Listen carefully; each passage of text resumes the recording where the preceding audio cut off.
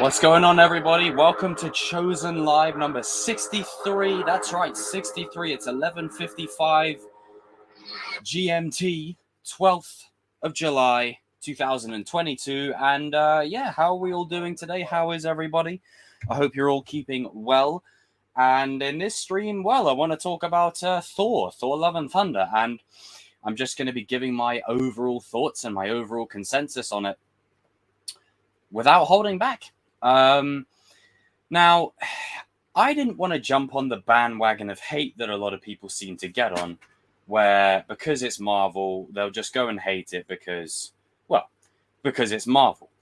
For me personally, my feelings about this movie are very much indicative of how I feel they've screwed up with this movie big time. And sometimes when you watch a movie, so also for people in the chat, I'm going to go on my monologue first, and then I'll be reading through the chat towards the latter half of the stream. So I do see you. So shout out to you. Make sure you smash the like button and all that kind of jazz, and feel free to dive into the chat. But what frustrates me and makes me sad with this movie is I'm not upset with it the way everyone else is. A lot of my reasons are to do with the fact you have a good movie in here. Dare I say, you have one of the best movies in the MCU within this movie. I've talked a lot about how Doctor Strange 2 is pretty much the Revenge of the Sith. The Last Jedi of the MCU, and I stand by that. Because it's the catalyst. It has the most controversial character decision with a beloved character that makes absolutely no fucking sense whatsoever. WandaVision is not relevant to the plot points of that show.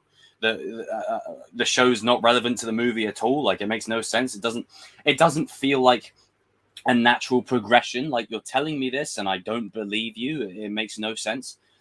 But specifically talking about Thor: Love and Thunder, maybe it's because Natalie Portman's in it, but you genuinely, you had an opportunity to make the Revenge of the Sith of the MCU here. You had Gore the God Butcher, so you had stakes, you had something at risk. And there's so many moments in this movie. So spoilers, by the way, spoilers. If you haven't seen Thor: Love and Thunder, get out, go watch it, then come back. If you have seen it, please stay. There's so many opportunities in this movie to absolutely go all in and capitalize. And they not only screw the pooch, they don't even throw the bone. They don't even let the dog off the lead. This movie is an abomination. It's a parody of itself. It feels like a 12-year-old wrote this. It feels like while watching it, I was like watching something that someone had written from The Onion. I'm like, is this a joke? Like, what? How do we get here? There's comedy, and then there's insulting your audience. Like, in my opinion, right? If Taika Waititi's style is something you love and you love it and all that, that's great, and I sincerely mean that. And I do want to preface, before I go any further, that if you like Thor: Love and Thunder and you love it and you have a good time, you enjoy it, that's awesome, and I sincerely mean that. Don't let me or anyone take that away from you. I like bad movies too, But for me, I didn't like this movie because of one thing, or many things to be fair, but one specific thing. Tone. The tone is all over the place. I'm like, 1 minute we're serious, then we're laughing, then we're talking about porn level joke kind of stuff. Like, I'm just going to call it what it is. The amount of sex jokes in here. Taika Waititi, you don't need to tell us what porn category you watch, sir. Like, we don't need to know. And I'm going to say it on there because I'm of the firm belief that every creator or artist or auteur of every film, whatever category you use to describe yourself as a creative, if you are one, if you're not, then just follow what I'm basically telling you. A part of you exists within your work, which is why I've always done another Robbie video for the 50 millionth fucking time, because Robbie's character is someone that I really resonate with. I resonate with Miguel too, like I resonate with Dimitri, but the Robbie stuff I really resonate with the most. That's why I've talked about it a lot.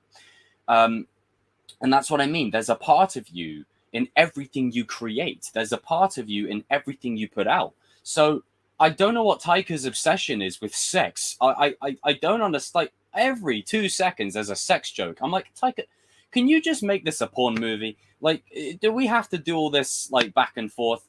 Commit, go all in, and make it a porn movie, because that's basically what Thor: Love and Thunder is basically trying to. There's moments in here where there's like a deleted scene in Ragnarok where like Valkyrie's playing with a tampon like shape thing or whatever.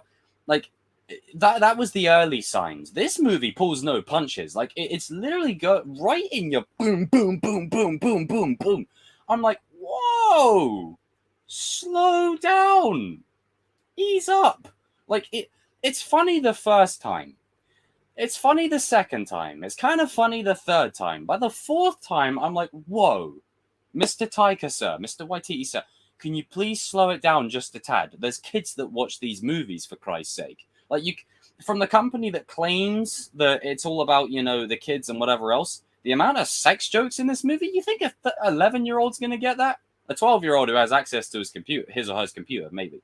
But generally speaking, do you really think it's, you know, if most kids, it's going to right over their heads, unless they, well, I mean, to be fair, nowadays, maybe I'm wrong. Maybe they're doing all that all the time. Who knows?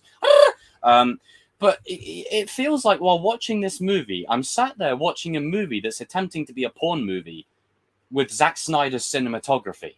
Like, the whole final sequence, just pay homage to Zack Snyder from the Justice League, because that's where that fight's from. Like, that it's basically cut and paste. You know, it's not the first time it's been done. It's been done before, Zack Snyder. But what I'm saying is, it feels like there's moments in this movie where shit just happens for the sake of it happening.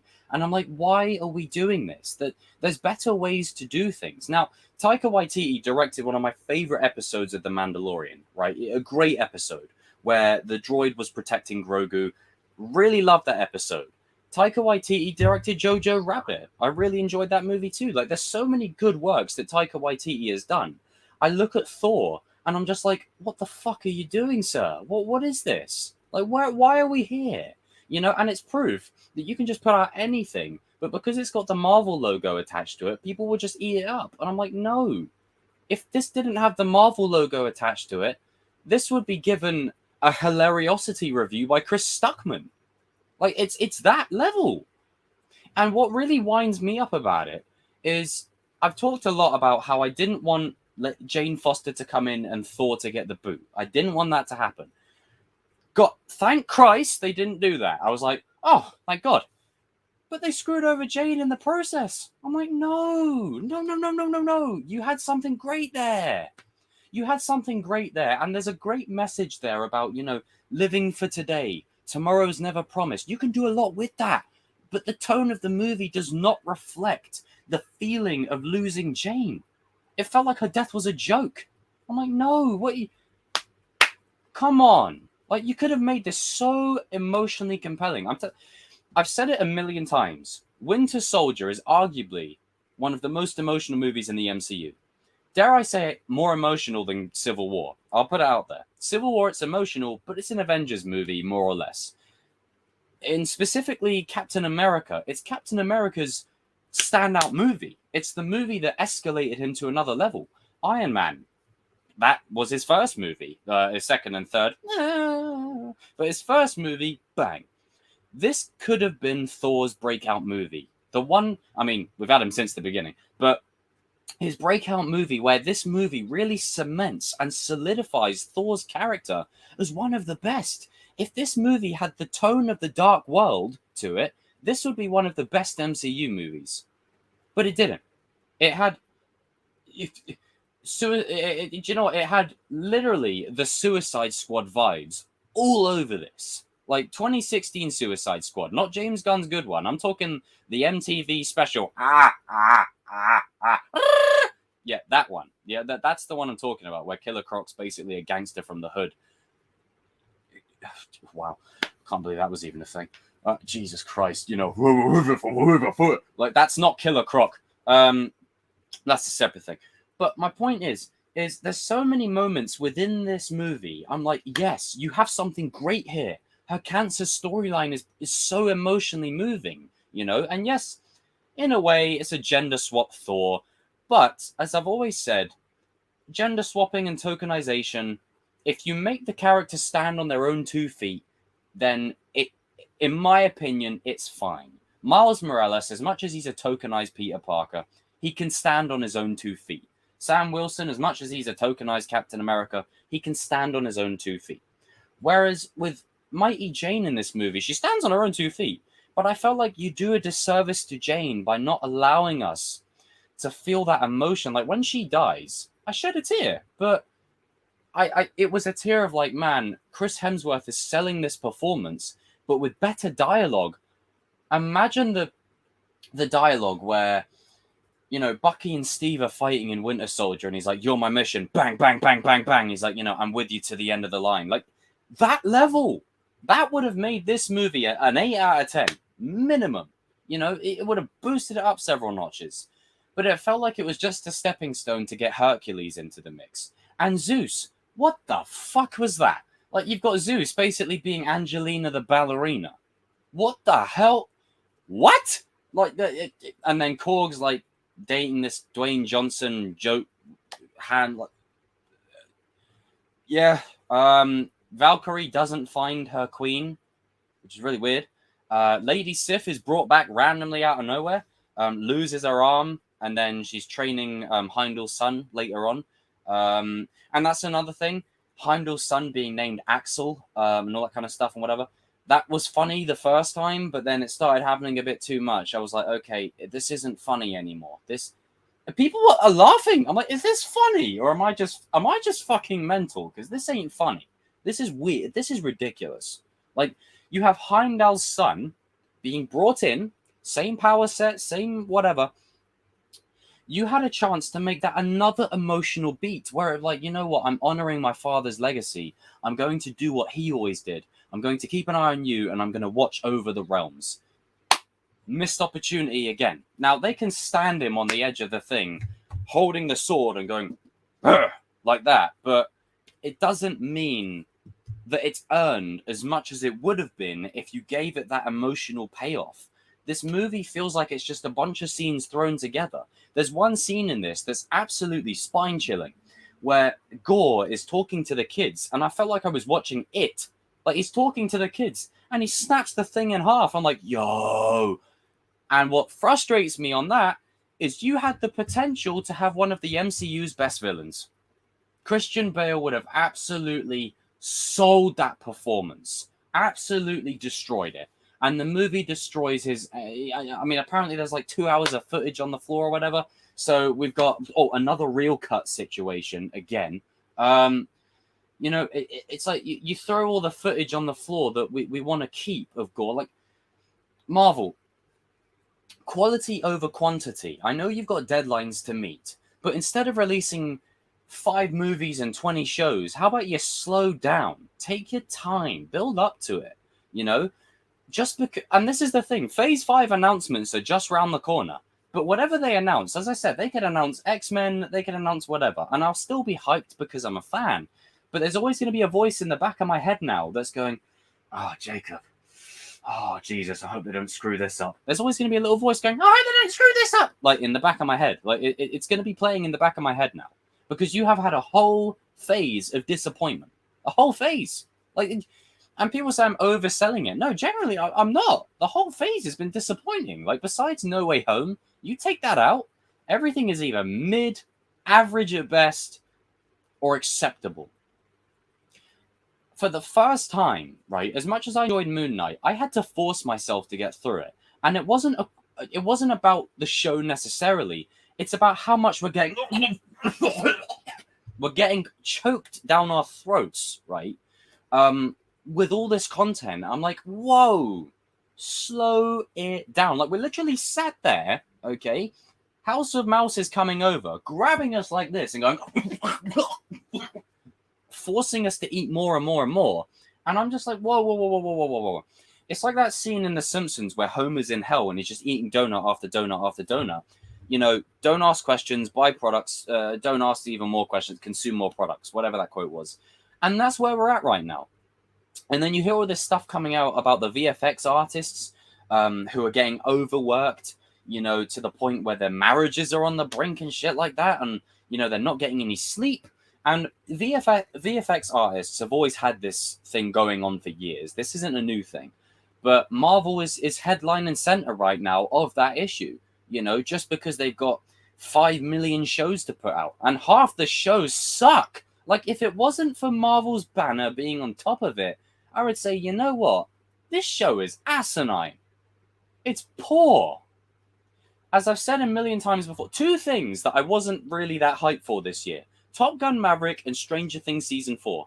I was interested and I was intrigued, but I wasn't like, ah! I wasn't like losing my shit over it. Top Gun Maverick, besides No Way Home, because I'm a Spidey fan, is better than any movie that the Marvel have released in Phase 4.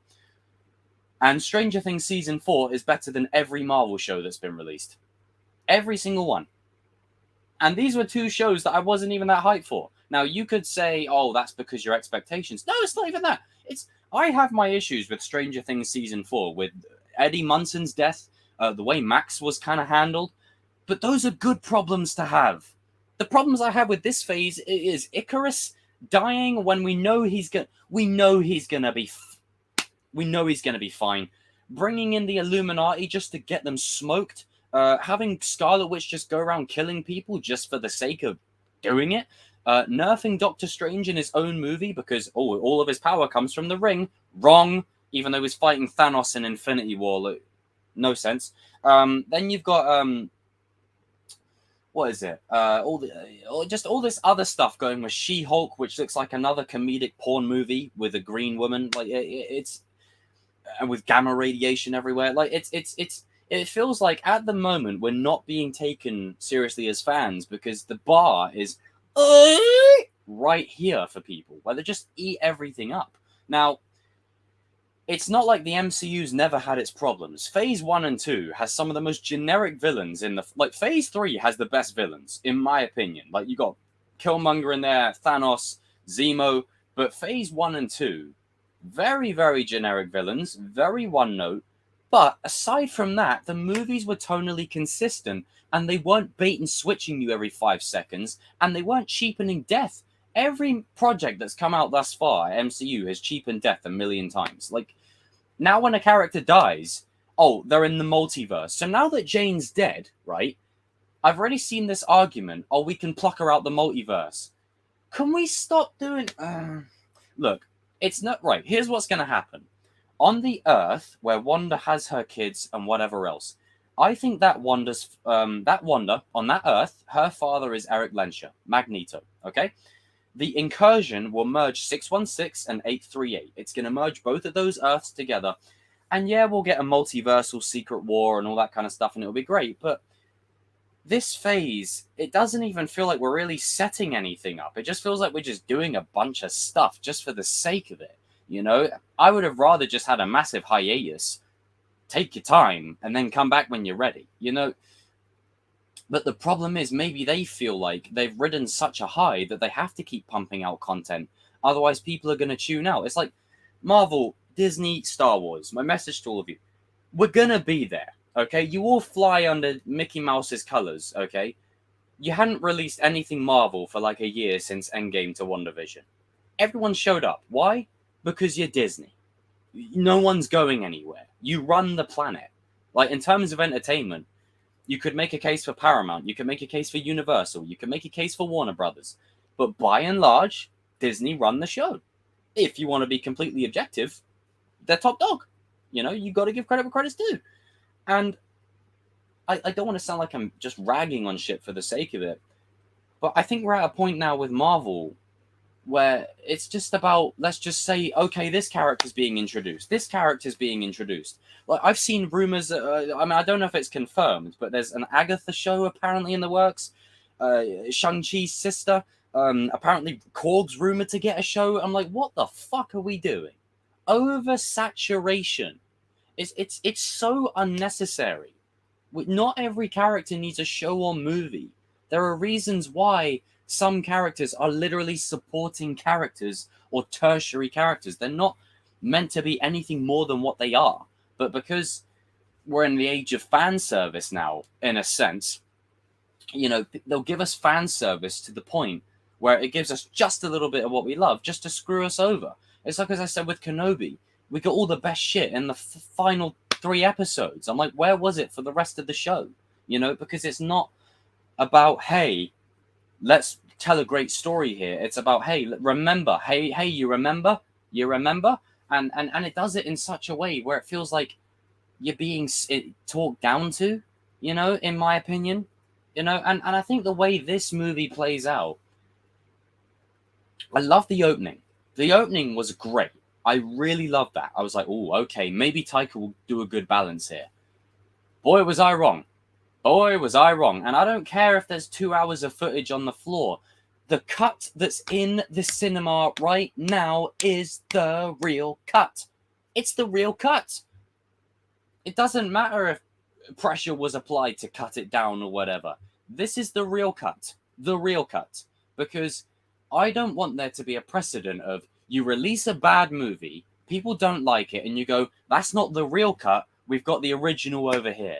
You set a bad precedent. No, release the real cut, the proper cut, your original intention, the main intention, the first time. Does Cobra Kai come out and say, as much as Cobra Kai's deleted some scenes, right? I'll use it as an example.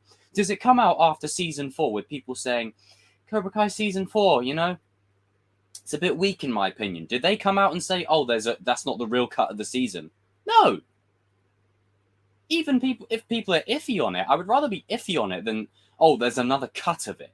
Like, forget that malarkey. Like, let's not make that world, because every movie studio is going to start to do it.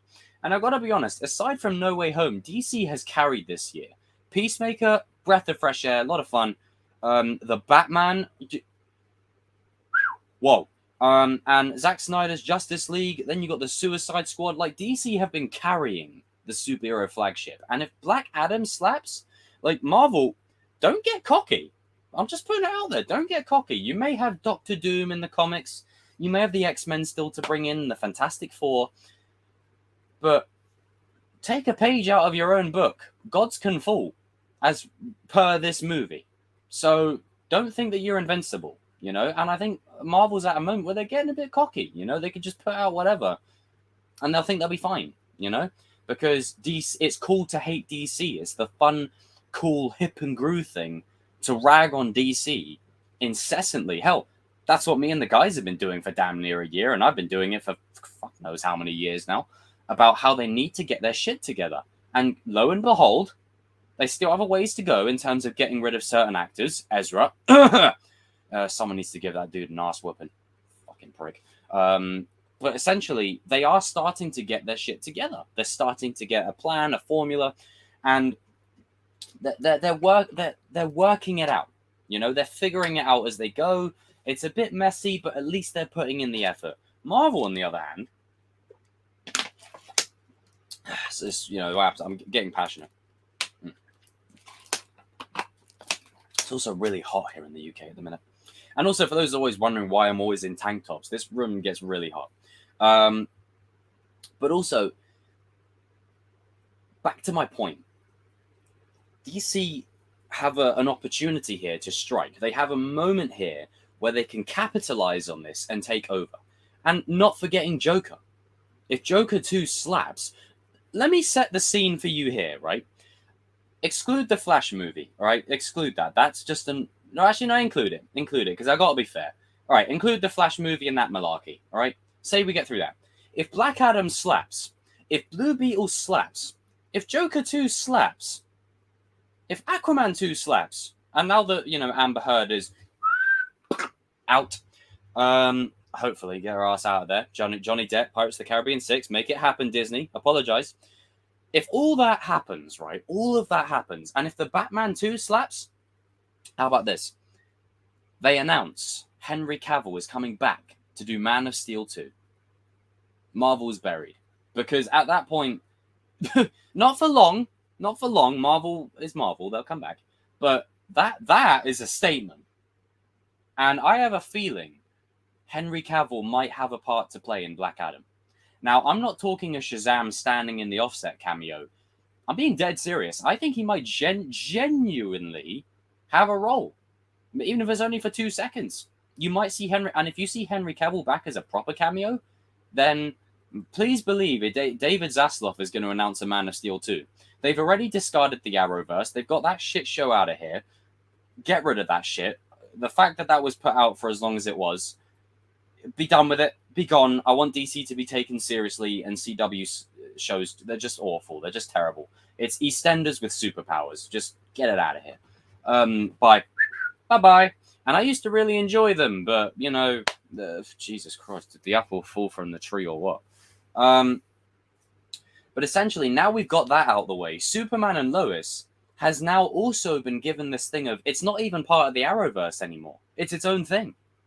So the quality of Superman and Lois will never be tied to the Arrowverse ever again. Now, anyone that loves the Arrowverse can sit there and go, hey, no, like, I love the Arrowverse so much. I don't know, it's still connected.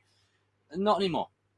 Not anymore. The first couple of seasons, maybe, but not anymore. It's not connected anymore. No more. Arrowverse, bye-bye, gone. So, David Zaslav, shout out to him. If he announces a Man of Steel 2, not only will I kiss the dude's shoe, seriously, I'll kiss the dude's shoe. I've been waiting 10 fucking years for that sequel. But also, it's what people want to see. And the wait will be so worth it. It will be so good to pay that off, you know, and to let maybe Zack Snyder fulfill his vision of Justice League Part 1 and 2, you know, fulfill it, finish it, you know. And then, let's say the X-Men, the Fantastic Four, Doctor Doom, it's all in the fold, right? Now, I've not included Wakanda Forever. You have to give that movie a pass because you can't, you know what I mean? You can't, that movie is only going to be as good as it is. You can't do anything. They might pull off an Oscar movie, but I'm just saying, like, us as fans, you can't rag on that movie at all. Well, you can, but not in that sense, you know. You got to be a bit more lenient, you know. You have to be. Yeah, so that's a separate thing. But if Marvel carries on like this, let's say if these new characters are introduced and it's a tone like this, I don't want it. And you're gonna start pushing fans away. I've already seen it. Go on any comment section on Instagram, Twitter, Reddit. Go on any comment section about Thor, any comment section, and you will see even casual fans do not like this movie. They detest it. Hell, there's so many bloody people up on the YouTube scene, and you know me, guys, I'm going to be honest. There's people up here on the YouTube scene that because they go to the premieres and whatever, you know, they'll retract their statements about how they felt about a certain thing because they'll want to keep their press badge. I don't need to do that. I pay my ticket and I go and see it. Like I give you my money and I go see it, and I'm free to say what I like to say. I am beholden to no one. I mean, until the future. I mean, hey, you never know what the future holds. But as of right now, I'm not beholden to anyone. So I'm just going to be honest. And the way this movie plays out, right? As I said way back at the start of the stream, it plays out like a movie written by someone on the juice, right? On the onions, on the mushrooms, because I'm sat there watching it, right? And I watched it a second time because there's always this psychological thing where sometimes you watch a movie and the second time you watch it, it either gets better or worse. And that's due to a psychological reason. It will get better because your expectations are no longer there, so you can enjoy it for what it is rather than what you want it to be. But then it might get worse because you're like, man, Jesus, the things I liked before, they ain't holding me in this. Hell, I did that rewatch I did of Kenobi yesterday with that fan edit. Thank you, Cody, for sending that to me. Shout out to you, brother. Really enjoyed it. Really enjoyed it. Still not amazing, but, you know, when you're working with mediocrity, it's the best you can do. And that's what this phase has been for Marvel. Mediocrity. Average at best. Meh. You know? And it was expected. Like, I'm not going to sit up here and lie. In case you guys are wondering what's blowing my hair, I got a fan. It's really hot here in London. You know, I'm not going to sit here and lie. We all expected there to be a drop-off after Endgame. You know, we expected that, right? That was expected. But not like this, not to this degree, where it's literally the best thing of this phase isn't even from Marvel, it's from Sony, you know? And yes, Marvel might have had a say in it, right? But every emotional beat in this movie, right, besides Doctor Strange and the MCU stuff, because it's kind of minute, you know, it's only used. A lot of the emotional payoff in No Way Home is because of Andrew Garfield, Tobey Maguire, and their respective universes and respective villains. That's why. And also, Tom Holland is the freaking star of the movie. Yes, Toby. I mean, to be fair, they should have released a cover with Toby, Tom, and Andrew on. Just saying. But just you know, just saying, Marvel. Just make it happen. I think they already have, to be fair. But even though they're in this movie and they come in and they serve the story in such an emotionally gratifying way, it's still Tom Holland's movie. You can watch this and still go, yo, Toby, Andrew, whoo! But you're like, oh, Tom. Oh, shit, I see you. All right. And for me, this was the movie he became Spider-Man. This was Tom's Spider-Man movie. This one. And it makes me feel better about Homecoming and Far From Home, knowing how it plays out for him. And he's still the star of the movie. There's no bait and switch happening here. Unlike Doctor Strange 2, Multiverse of Madness. What multiverse and what madness? The madness is the one whoever wrote the script. That's the madness. The madness is releasing this movie. You literally brought Patrick Stewart back in just to kill him off. Oh, but it's a variant. I don't care. And I'm saying this in context. Patrick Stewart's getting on a bit, guys. He's getting, you know, I don't want to throw it out there, but it's life. You know, we get old and we pass on. I don't want the last memory of Patrick Stewart in anything Marvel to be that. Like, I don't want it to be that, you know? Maybe he just came back for a bit of fun or whatever it is. But you could have had him die in such a more meaningful way, dude. Like, he literally just goes... And then Wanda comes up behind him, neck snap, head torn off or whatever. And then that's the end of it. I'm like, what a waste. And then Reed Richards, the smartest man alive, my freaking ass, he literally tells Wanda how to beat Black Bolt. He's standing there, smartest man alive, mind you, and he's telling Wanda how to beat him. Fast and Furious has better writing than this movie. And Fast and Furious is just a crazy movie about cars doing insane stunts and Dominic saying family every 2 seconds. You know, going to space in the Pontiac Fiero. You know, it's... And quarter-mile races and Dodge Chargers lifting off the ground when I don't actually think it's possible unless you have, like, the ramp. But it's... What world are we living in right now? Where Fast and Furious is going to have a better ending than Star Wars. It's going to have a better conclusion than most of the MCU's Phase 4. Like, we're living in such a crazy world right now. Even Fantastic Beasts is suffering, and that's Warner Brothers. Like, I think the third one is probably the best out of the three. But with that film, it was said that we were going to get a duel between Grindelwald and Dumbledore that was akin to Dumbledore and Voldemort in Order of the Phoenix. Did we get that? My ass. And again, lying. Stop lying about rematches of the century, whether it's Grindelwald and Dumbledore or Vader and Kenobi. Stop it, you know? And that's a Warner Brothers thing. So shame, Warner Brothers. L on your part. Big fat L. But just keeping specifically within Marvel and DC, Marvel and Disney, sorry. We've got Daredevil and Kingpin being, you know, rumored to be in the Echo Show, okay? So they're rumored to be in the Echo Show. And already I don't like that, because if they just cameo, then fine. But if it's like a Book of Boba Fett situation where they come in and take over the show, I'm like, whoa, come on. Like, in the earlier phases of Marvel, you had Black Widow and Nick Fury going into each other people's movies and whatever, but it was done in a much more earned way that didn't take away the spotlight from who the movie was supposed to be about. You know? We're in this kind of phase right now where the cinematic universe characters are just bouncing back and forth, you know, one place to the next. And I'm like, well, hold on a minute, you know? This movie is about Echo. Now, Echo, in my opinion, isn't a hugely interesting character, but she's cool. She's all right, you know. She's all right. And it feels like you're bait and switching again. But this time with Echo and Daredevil and Kingpin. You're bait and switching again. Here we are again. This constant bait and switching shit. Like, can we stop doing this? And going back to my original point. I got another one of these down in the freezer. So I might have to dart and go get that soon because it's really hot. Doctor Strange 2 should have been called Doctor Strange 2 and the Rise of the Scarlet Witch, not Doctor Strange 2 and the Multiverse of Madness. That's wrong titling. As I said on the stream that I did with RJ in Goat and the Chosen, if you haven't seen that, go check it out. We talked about Stranger Things for a good hour, and then the rest of it was just general discussion. Shout out to my brother, by the way.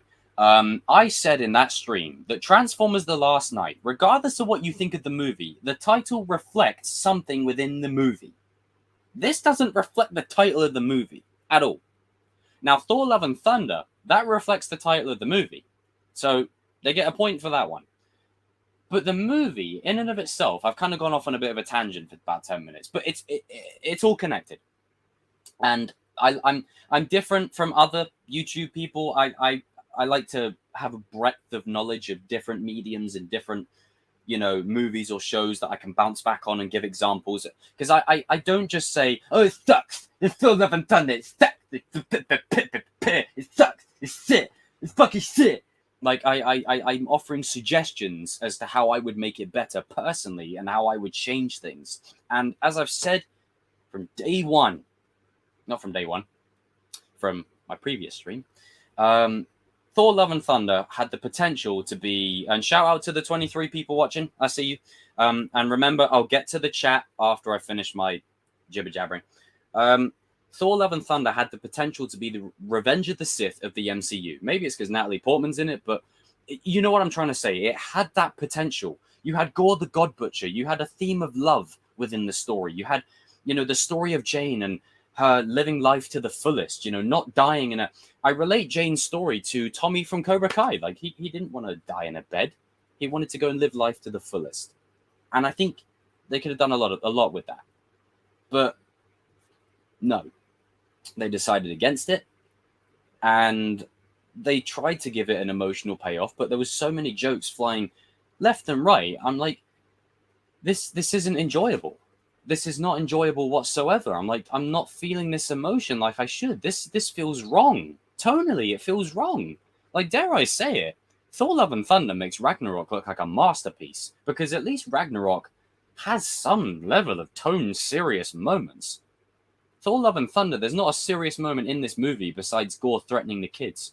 And then the whole, thing with the kids, fighting Gore's army or whatever, I actually didn't mind that in principle, because it reminded me when I was a kid and when we were all kids, and we all used to pretend that we were, for example, where we all used to pretend, where we all used to pretend that we'd be those superheroes. So I thought that was pretty cool. But having said all that, it felt like Valkyrie was a passenger in the movie. It felt like Jane's story was not utilized to the fullest. And it felt like Thor was just a bumbling goof, just doing a bunch of random shtick. Now, there was this love triangle thing between Stormbreaker and Mjolnir.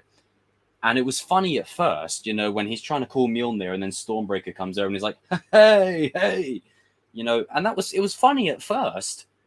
But then you do it again and again and again and again and again and again and again and again and again and again and again. There's no time for okay, we get it. We get it. Slow down, Now, do I think this is the worst MCU movie? I think it could be in the air. I think it's in the bottom 5 minimum, and I haven't even put Ragnarok in the bottom 5. So there you go. And in terms of bottom 5, I'm including shows. So it's down there. It's down there. At least Loki, despite how overrated the show is, has its serious moments. At least Falcon and Winter Soldier, despite them maybe could have done a bit more with Bucky, they could have fleshed out Sam a bit more, made the show a bit longer. You get Zemo dancing, and all that shit. And the show in and of itself is pretty solid, The 6-episode structure is another problem. It's not working. It isn't working at all, because they're having contrived reasons to have the show go on longer or have random mid-credit cliffhangers, And speaking of credits, the post-credit scenes for this movie, I mean, Hercules' live action debut, it's great to see him, but Zeus is sitting there with a ballerina, thingy on and looking like he's just done 10 rounds of Mike Tyson. And then you've got Heimdall coming in at the end, saying hello to Jane and welcoming her to Valhalla, which I actually didn't mind that. I like that post-credit scene. But they were just okay, they were okay. But the problem is people don't go to watch the movie now. They go to watch the end credit scene. What is it setting up? I don't care what it's setting up in 2026. We're in 2022. I don't care what's happening 3 years from now. Like, of course I care, but what's this movie trying to do? What's this movie saying? What's this movie setting up? I've talked about this a lot with Venom 2. Venom 2 did something that fucking pissed me off. It wasted Carnage completely. It wasted an opportunity to give Eddie an emotionally fulfilling second act. And it just had Venom just walking around the movie with a glow stick, with his drink to hand going, yo, I now know who I am. Like, what the fuck? He's in the movie, right? He's got the big glow stick around him, and he's going, I now know who I am. That's not Venom. Now, in the first movie, right, I talked about that a lot. There was a tonal issue with that movie. It didn't know whether it wanted to be horror. It didn't know whether it wanted to be comedy. But it managed to strike a relatively good balance. And despite them changing the origin, I was like, okay, Sony, you want your Iron Man. You want someone to lead your universe. You've chosen it to be Venom. You've changed things. Venom isn't as dark as he should be. He hasn't got the symbiote thing, spider symbol. But I gave it a pass. I was like, all right, if this means we keep Spidey, fine. And then Venom 2 rolls around. I'm like, wow, holy shit. And then Morbius rolls around. I'm like, oh my freaking god, holy shit. Wow, it can't get any worse, can it? Kraven the Hunter, a movie that we're all so excited to see. It's about Kraven not hunting? I'm like, that's the point of the character. You're supposed to hate him because he hunts animals. Do you understand the character? Oh, it's a reimagining. No, get that shit out of here. That's lazy just to have another anti-hero in the movie. This whole thing at the moment. I've talked a lot about anti-heroes and why I love them. They're great characters. But I'll use Tommy Oliver as an instance from Power Rangers, all right? Tommy Oliver is brought in to kick the Rangers' ass, okay? And he almost succeeds. His words. And then he turns good and he joins them. And he's the 6th Ranger. He's the badass good guy that you call on when you need a good guy that's going to push a few boundaries, a good guy that's willing to do some bad shit, essentially. Negan, Walking Dead, another example. Robbie, Cobra Kai, Hawk even, Hell, fucking Pirates of the Caribbean, Captain Barbossa. Like, there's so many characters. Vegeta, Dragon Ball Z. There's so many characters in pop culture that you could relate that to. It doesn't apply to every single character that you put out there. And the other problem, right, is the reason Spider-Man's villains work is because they're opposite Spider-Man. They challenge something about him, and he, in turn, challenges something about them. That's why it works. Not every one of Spider-Man's villains is this complex, sympathetic character. No, some of them are just fucking pieces of shit. Like that, like, I don't mean to oversell it, but some of them are just, they're just downright dastardly. They want to do bad things because, like with Norman Osborn, okay? Misguided. It's a shame what happened to him, but Otto's words, he was greedy, misguided, his ego got the better of him. It's shit like that. It doesn't mean that because they're a villain, you remove that and just make him a good guy. That doesn't work for every single character. And they tried doing something like that in this movie for Gore, in that sense, where he had like an emotional center. And one thing I did say in my sort of mini review that I touched upon the other day, I did like how Gore, his motivation was love. Like, that's rare. You rarely see a villain who does bad things. Well, actually, no, you do see villains who do bad things and name it love, but they never really extend on it. And now Thor's kind of got like this Kratos God of War arc like where essentially the movie ends and he's got like a daughter, not his daughter, Negan, daughter, not the daughter. If you know, you know. So she's not his daughter, but he's going to be looking out for her.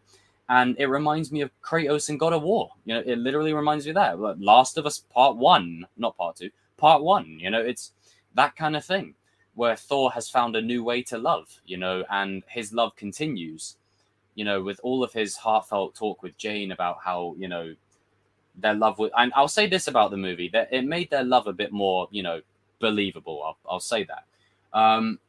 But I just feel like with the amount of jokes that were in this movie, the amount of stuff that was on display, the amount of just back and forth, you know, just the ridiculousness of it all, and just the constant corny one-liners, I'm like, oh. Yeah, this is a movie I'm not going to rewatch anytime soon. I'm just putting that out there. So, you know, just throwing it out there that I'm not going to be rewatching Thor Love and Thunder anytime soon. I'm not opposed to watching it again, but this movie is literally the Batman and Robin of MCU. It's Batman and Robin. And Batman and Robin is so bad that it's good. This is bad. You know, I got to be honest, this is bad.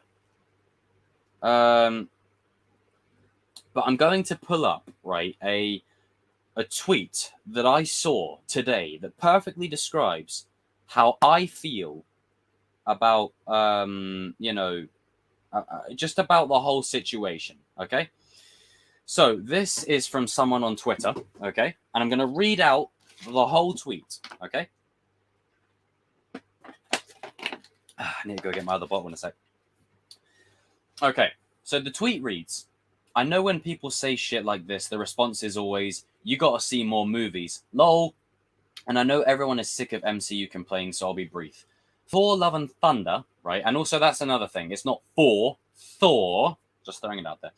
Thor, Love and Thunder is without exaggeration, genuinely, now I'm doing it, I just contradicted myself. Genuinely one of the worst movies I've seen in well over a decade. Want to expand a bit to say why TE is either an awful filmmaker or just doesn't care. Each frame is put together with zero sense of space, blocking, or depth. See, these are things that will just go over people's heads. Your eye has nothing to center itself. Each take feels like the first and only.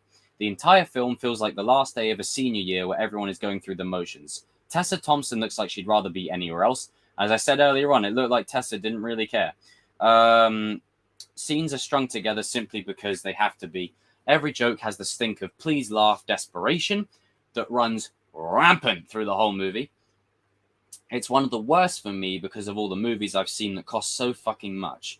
This one shows zero evidence of it. It's almost insulting at this point. Completely agree. And someone says, it's like a straight person made Batman and Robin. No better description, put it on the poster. Mic drop. That's basically the cliff notes of it. That's pretty much a good way of summarizing how I and many others feel about it. And toxic positivity is a thing. I want to touch upon this briefly. Just because you're positive all the time, that's not always a good thing. I'll use an episode of The Flash, and I was ragging on it earlier on. This isn't really contradicting. But there's an episode of The Flash that I did actually enjoy, where Barry is basically walking around the whole episode thinking, I'm the shit. I'm the dog's bollocks, mate. You know, I'm the fucking dude. Like, he walks around with that kind of mentality the whole episode until the end of the episode comes crashing right down on him. Smacks him like a ton of bricks and serves him a big, fat L. And what that was trying to convey is that just because you walk around with this, you know, this positive cloud nine approach all the time, you know, the raindrops keep falling on my head, that doesn't always mean for the better. Now, Spider-Man 2 has it as well. I think the song kind of cued me for that. When Peter walks around and he's got his new life and he's abandoned Spider-Man, he's happy. He's like, yeah, and he's walking around and there's a kid getting beaten up over there and there's someone getting beaten up over there and he goes into a house to save a kid. Someone dies on the upper building. Like there is a cause and effect to everything. you being overly positive, there is an effect that is a negative that you don't see. So if you're one of the people that constantly eats everything up MCU, the quality is going to go. And I really... Why is it happening around the time the Fantastic Four are involved? I want the Fantastic Four to get the respect they deserve and be treated right. You know? I don't want it to just be this thing of like, oh, Fantastic Four are here again. Third time's a charm. You know, it's like that thing in Rise of Silver Surfer where it's like fourth time's a charm, whatever it is. You've got the original Fantastic Four with the old cast that was just fucking awful. Then you've got the Chris Evans, Michael Chiklis, Jessica Alba, is it Ioan? Crawford? And Julian McMahon, which I really enjoyed that one. And Rise of Silver Surfer. And to be fair, I would take Rise of Silver Surfer over most of this phase. Because at least Rise of Silver Surfer, as much as Galactus is a fart cloud, I can still take him seriously. I can still think, oh shit, the world might end here. The look is terrible. The fart cloud is horrible. But Silver Surfer is on point. The voice is on point. The urgency is on point. The tone, the stakes are there. There's not a joke every 5 seconds. And guess what? The movie has jokes in it. You can have jokes in your movie. But this movie takes the biscuit. Like, honestly, it really takes the biscuit. And I'm not talking like a little digestive. Like, it takes like the whole biscuit block, you know, from the factory before they cut it up. It's a joke, you know. It's a joke. And people that are you being negative. No, I'm being honest, you know. Just because you're a fan, you don't have to love everything. But then vice versa, you don't have to hate everything either. As I said, being overly positive and overly negative as well, it's two extremes that I don't like to do. I like to be honest. Now, I ragged a lot on Thor in this stream, and there is some good to the movie. There's some moments I got choked up. There's, you know, like the moments of like the Thor and Jane flashbacks. I thought those were pretty cool. You know, I know guys will go, oh, romance. Ugh! Like, oh, come on, grow up. For God's sake, you know, when did chivalry die? For God's sake, mind you, we're in the age of the alpha males, yeah, and that load of bullshit. Jesus. Anytime you got to declare yourself an alpha male, you're a weenie. You know, people know you're a dude. You're the dude by seeing you're the dude. Just putting that out there. Oh, I'm an alpha male. Yeah. All right. You get all the bitches. So it's just funny, like you see, it's one of the comments I just throw in there just to wind people up. Because, I mean, come on, everyone in the chat, once I get to the chat, I'm sure you've all seen it. Oh, how to be an alpha male. Our life is not synonymous with an RPG video game experience. You don't just get to pick, you know. Now, obviously, you can have a more masculine or a more feminine one, but to say, like, and then Sigma and Omega, it's fucking bullshit is what it is. There's a reason why us and the animals are different. It's because we're far too complex, you know. Just putting that, just got to throw that out there. I've been seeing that a lot lately, you know. It's weird. And then vice versa when you've got incels. That's another problem. Like, see, opposite end of the spectrum. That's another problem, you know. Go outside your basement, you know. Go for a walk. Go see nature, you know. Get some Miyagi-Do in your life. But I forgot what I was going to say now. Yeah, so along the lines of overly positive, it's good to look on the bright side and be positive about it. But there is an element of this where it's like you're going to be oblivious, or there's like a voice in the back of your head that's telling you, hey, this might be a bit shit, but you're eating it up because it's Marvel and you don't want your precious Marvel to suck. I'll give everyone an example right now. The Star Wars prequels were loathed and despised for a good 30 years, okay? When I grew up with them, I didn't even notice. But then I got older, I went on the internet, and I found out people didn't like them. And I was like, whoa, holy shit. But, in doing that, I am not oblivious to the problems that the prequels have. The dialogue is a bit, I mean, Jesus, you know, it's, no, it's because I'm so in love with you. Cringe. And then stroking Padme's arm, and God. George Lucas, what were you thinking, buddy? And then there's other stuff where it's like, even in the original trilogy, I was going to the Toshi station to pick up some power converters. Like, yeah, shut up. I love you, Luke, but shut up. It's like, imagine telling Luke to shut up, and then he just responds to you with no! He just responds to you with that. But I love the prequels to death, but I'm not oblivious to the problems that exist within those movies. I can take a step back and go, oh, okay, as much as I love them, there is some fundamental objective issues with it. Now, obviously, subjective and objective, two different words. Let me explain. Subjective is just how you emotionally feel about something. So, for instance, when I say Thor Love and Thunder sucks, that's my subjective truth. If I wanted to be objective, from a filmmaking standpoint, the pacing is off, the tone is off, the direction, the script in the dialogue, like that's objective stuff that we can quantify and we can measure. And on that, the dialogue in this, right? There is no dialogue because it's all a joke. Every 2 seconds is a joke thrown in there to cover up the fact. It's lazy filmmaking, right? As I've said before, take the scene where the best example I can give, when Robbie comes home to Johnny at the end of season 4, and it's an emotional scene. It's like, it was incredible. It's crying. Fucking hell. Sick of blaming you, Dad. I wanted to give them both a hug. Fuck you. Damn. I mean, I don't like to blow my own trumpet, but I was saying that Robbie would come home for a good while, and everyone said it ain't happening.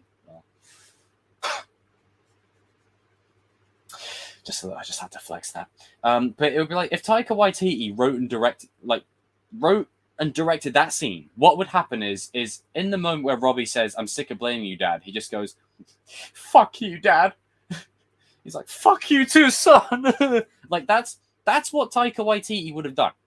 That's exactly what he would have done. And the reason I say that is it means he's predictable. I know exactly what he's going to do. And the next Thor film, there's going to be twice the orgy, triple the oatmeal, porn jokes everywhere. Russell Crowe's going to probably have a fat dildo on screen instead of his lightning bolt.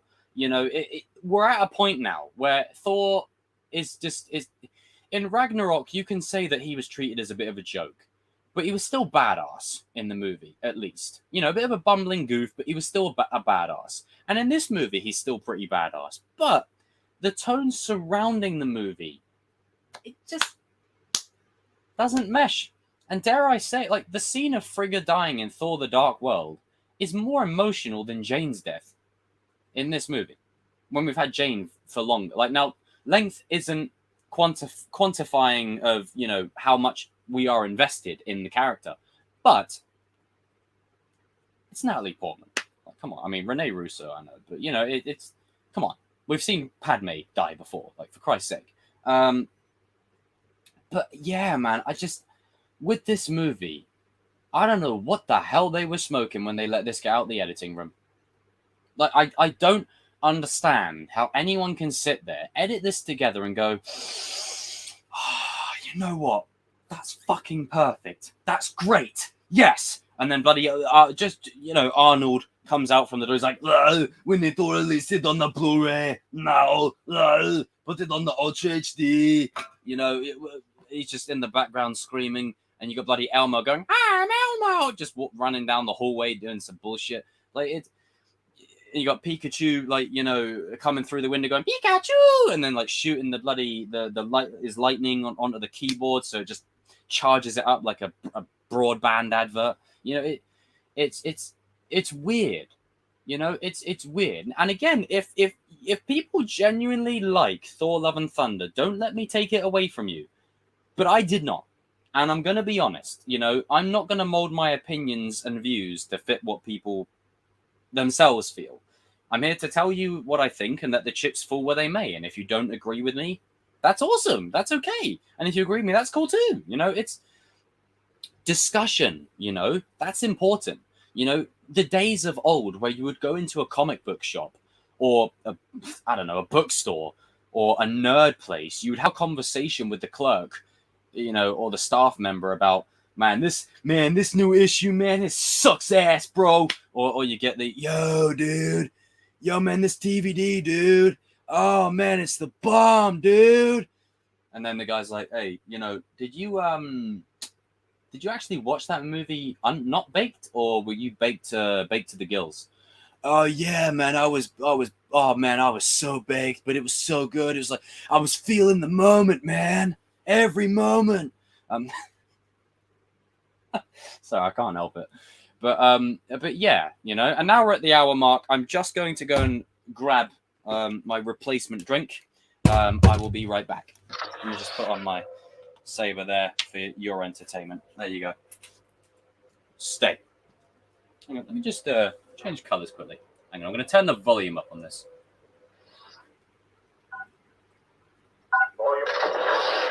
It's on Kylo Ren sound font at the minute. Shit. 1, 2, 3. There you go. Go back.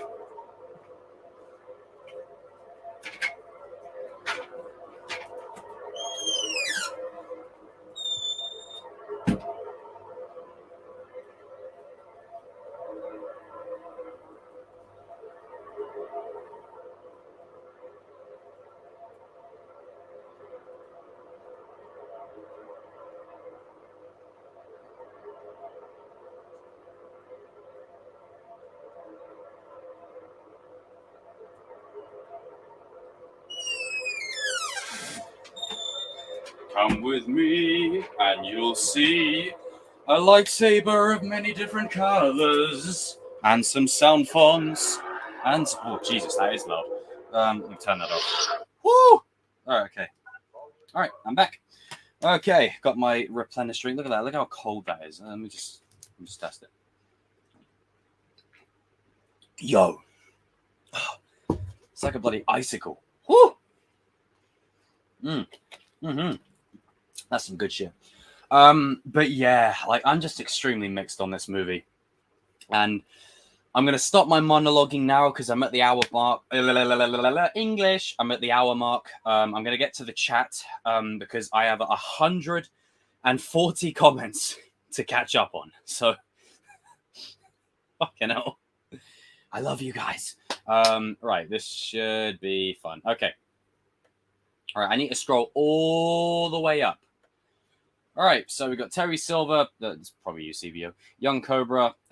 Cobra Things. Hey. Cobra Kai World. What's up? Thor, Love and Blunder. Phase 4 is... Lucifer. Morningstar. Yes. How are you?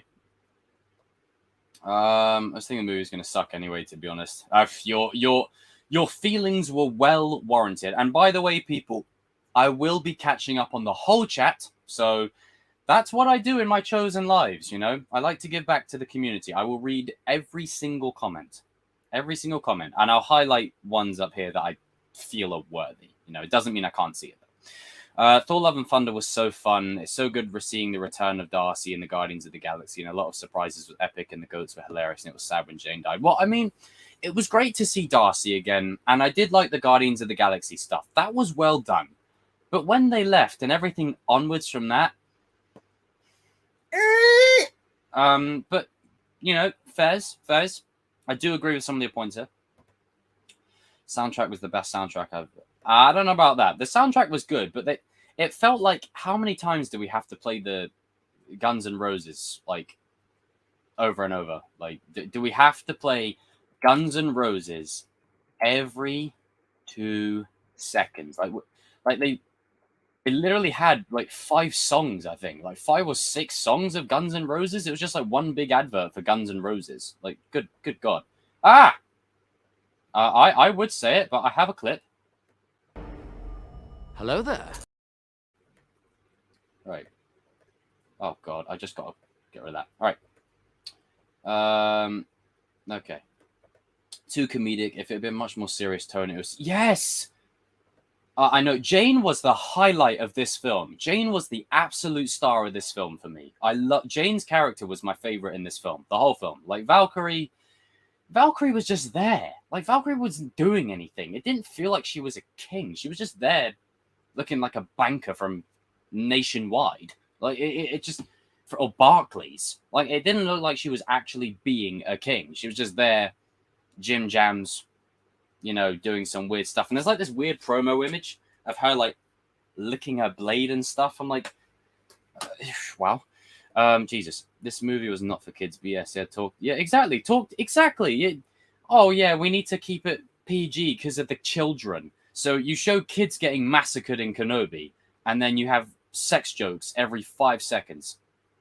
Like, and not even. And the thing is, they're not even light sex jokes. They're heavy. Like, jeez. But like my Mjolnir. Sorry, I couldn't help it. I set myself up for that. First thought, and God, it is really hot in here, in London, by the way. Anyone that's in the UK right now, I hope you're keeping hydrated. And Stuart, shout out to you as well, bro. Keep hydrated, man. And Luke, also, shout out to you. Hey, I think the first Thor film is absolutely slept on. Absolutely slept on. Dark World is a bit of an iffy one, but first one is slept on heavily. I agree, Cobra Kai World. And yeah, man, Stu, I'm just missing the old Marvel, you know. I sound like that old guy on the porch. Back in my day, the MCU was great. Make the MCU great again, you know? Fuck it. Trump 2024. Sorry. Counting Moon Knight in. Yeah, Shang-Chi was all right. Evan, what's up, dude? How was your, how was your, what is it? Oh, what's that? It's, think of the Weekend song from Robbie and Tori's Dance.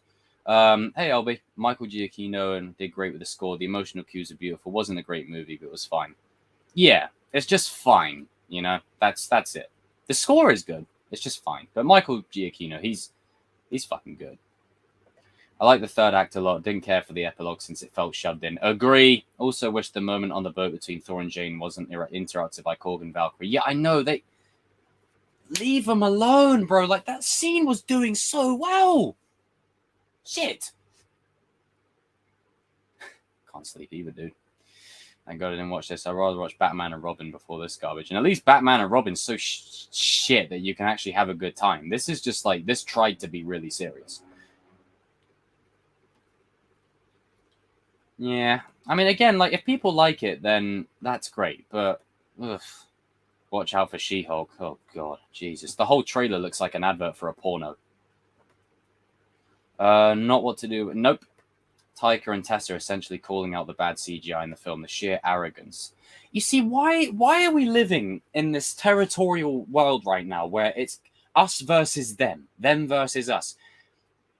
Thank fuck for Top Gun Maverick, right? I know it's your classic, you know, America gonna save the day. Yeah, yeehaw.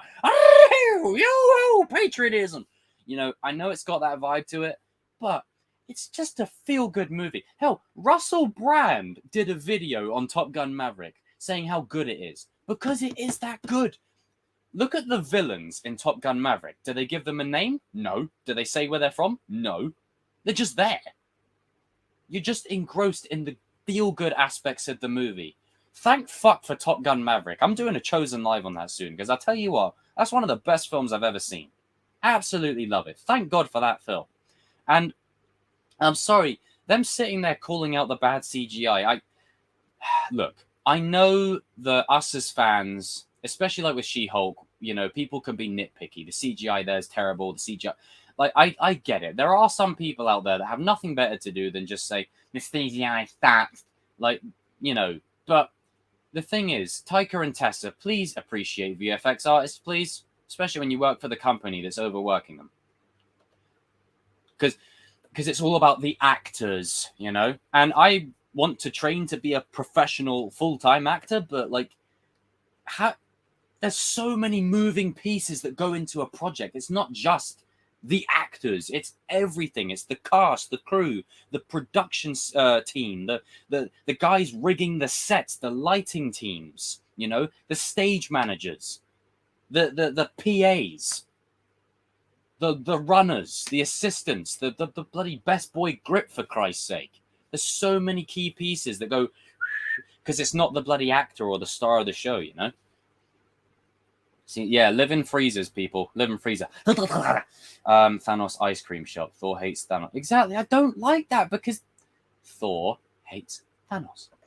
Paramount hasn't released a Transformers movie since 2018, and people will still show up for the new one next year. Exactly. People were going to be there. I've always said it. Here's the best example I can give, you know. I'm here to see the new movie. Sir, the cinema is closed. There's actually war going on. Can't you just see it's just out there? We got bloody bombs smoking everywhere up in their ass. I want to see the new movie. We're going to be there regardless of what's going on out there. So I don't understand this thing of people not showing up. Beavis and Butthead. I've actually never seen it. I've only ever heard of it.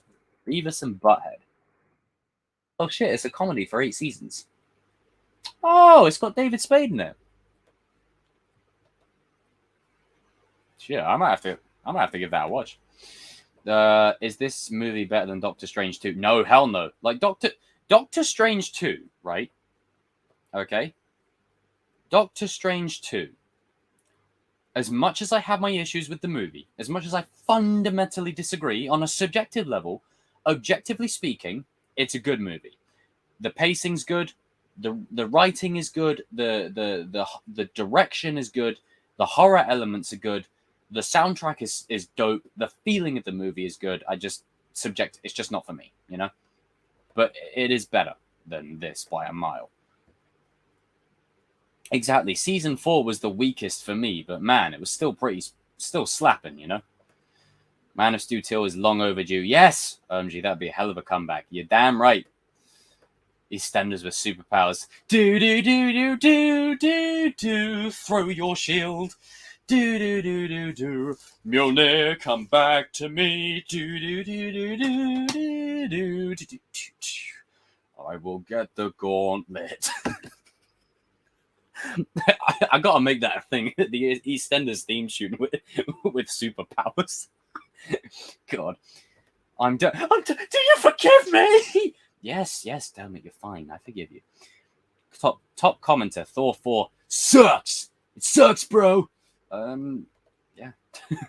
Superman though is really good. Yeah. Please let the dude make his Justice League movies for Christ's sake. I agree. 10 years since Man of Steel. We're never going to get a Man of Steel 2. Oh, no. I believe... Hey, David Zaslav's cleaning house.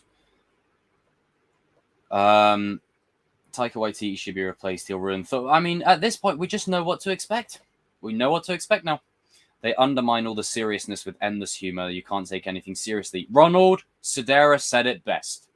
They undermine all the seriousness with endless humor. You can't take anything seriously. Exactly.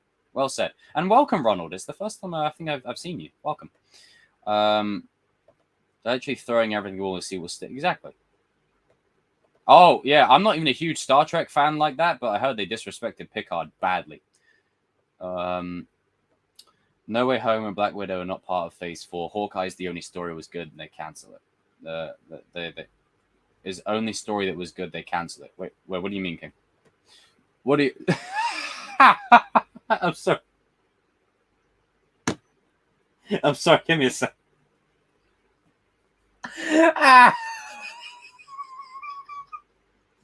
I've got all these like normal, account names, and yours is I smell like shit.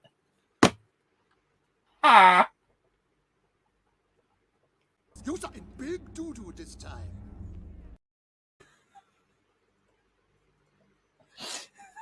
I love the name.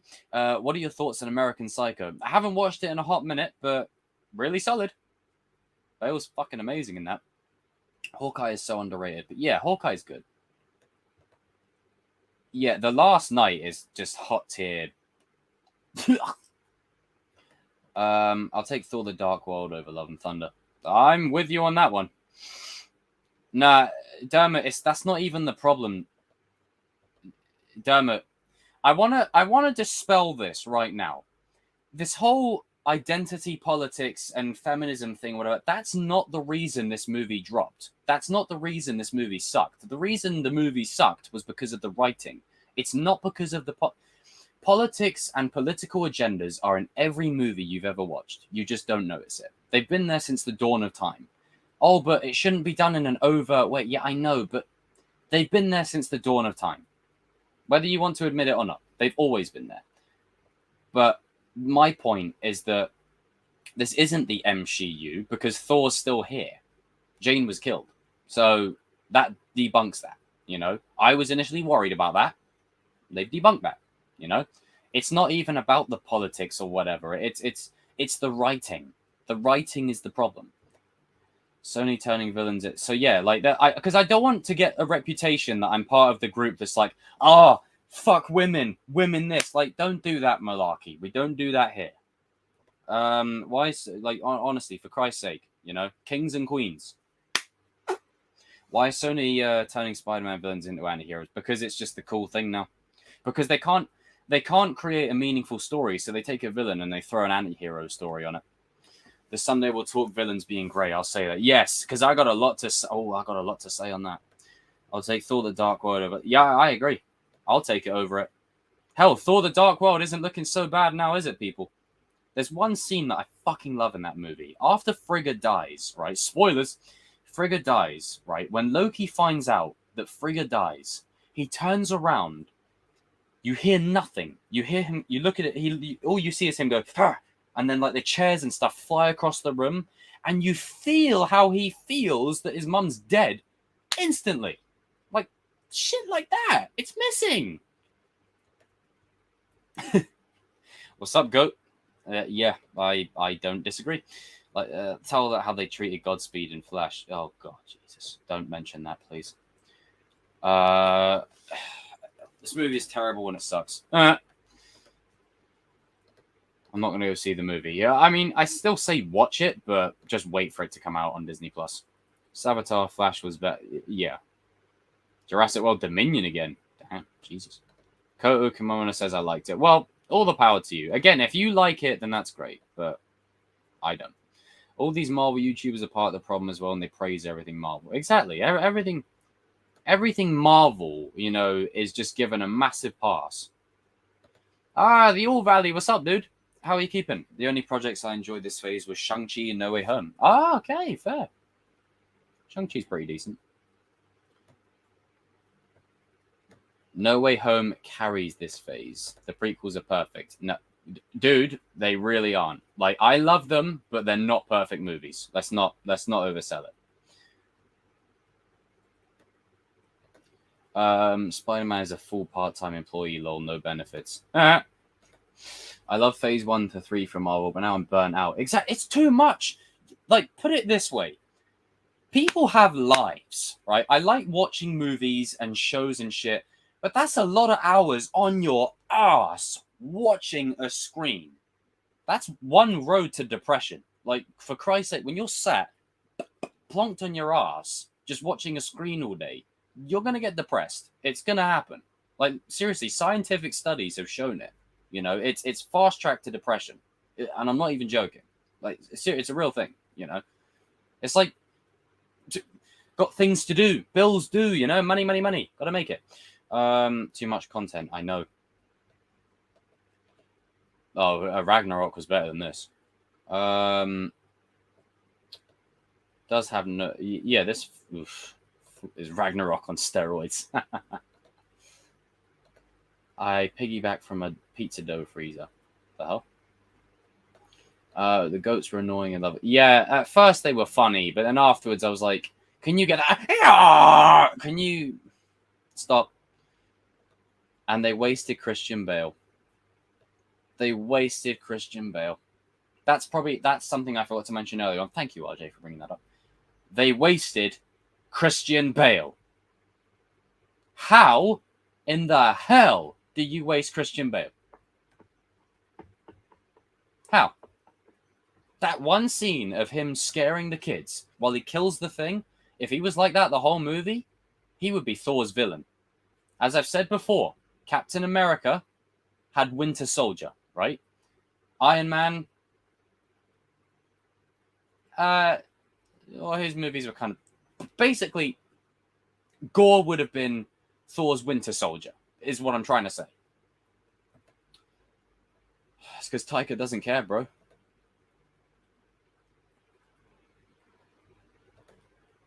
Taika wants to do a Thor 5. Oh, yeah, I can imagine. Will you two shut up already? I could just picture you saying that in your voice, Chris. Are you worthy? I am worthy. Always. Always worthy. Always. Let me change the color. It's like on an off green at the minute. There you go. I'm a Sith Lord. I'm a Sith Lord. Yeah. Thor 1 is underrated. Shout out to you, Shamoon. Age of Ultron is so important to the MCU. I've always said that it needed to happen. Even from day one, I was always one of the people that said it's important. Everyone just jumped on the bandwagon. Thor 1 is bland, in my opinion. I disagree. I really disagree with the notion that the first Thor movie is not good. I disagree wholeheartedly. Yeah, Jane's arc in the film was freaking amazing. I love that. VFX teams. Yep. And the thing is, right, VFX teams have always had this go on. This has been an ongoing problem for years. It's not just exclusive to Marvel. But Disney is leading the front runner for this shit at the moment, you know? Like, look up the articles of the VFX artists literally saying their marriage is literally on the bedrocks. They're literally sleeping at their workplace to meet demand. That's shit, man. And that's why we shouldn't waste shitty effects on shitty movies. Oh, but it's a movie. No. Fuck that. We don't need shit movies. Which MCU phase is your favorite? I'd say 3. I think 3 is everyone's favorite phase because that's the phase that really kicked Marvel up a notch. Like, you got Civil War in there, you got Black Panther, Thor Ragnarok, Infinity War. Exactly. Yeah, I agree.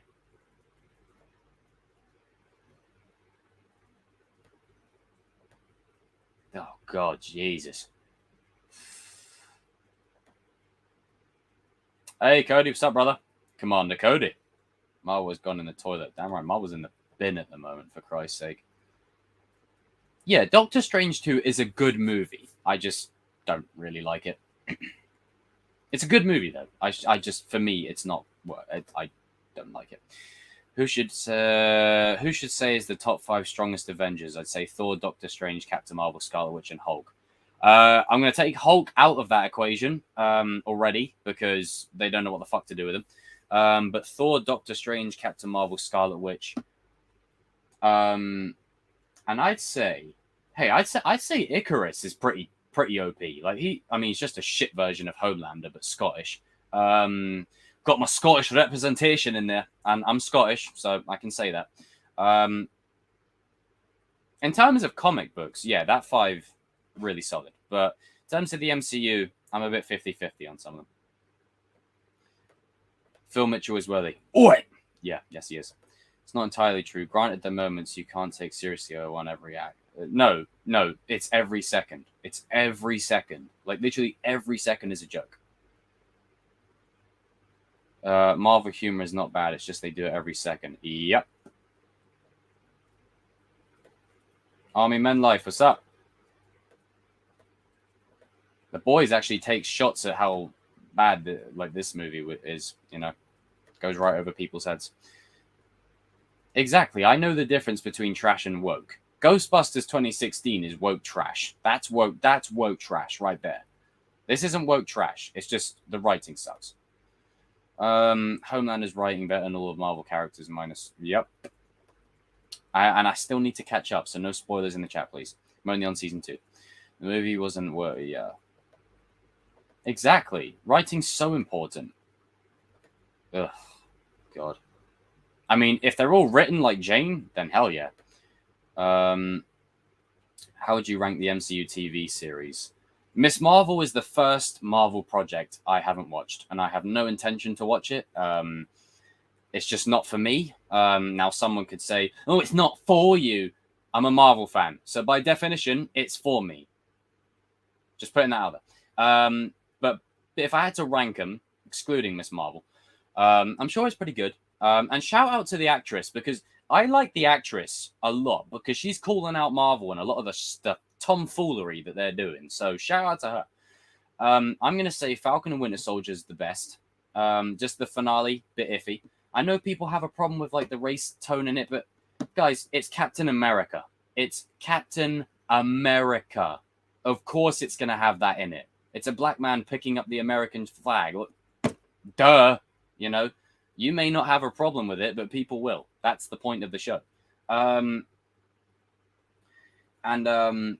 What was I saying? Yeah. So Falcon and Winter Soldier, number one. I just wish they did a bit more with Bucky. But over that scene where Bucky like breaks free of his Winter Soldier programming, when he sat around the campfire. Oh, absolutely brilliant.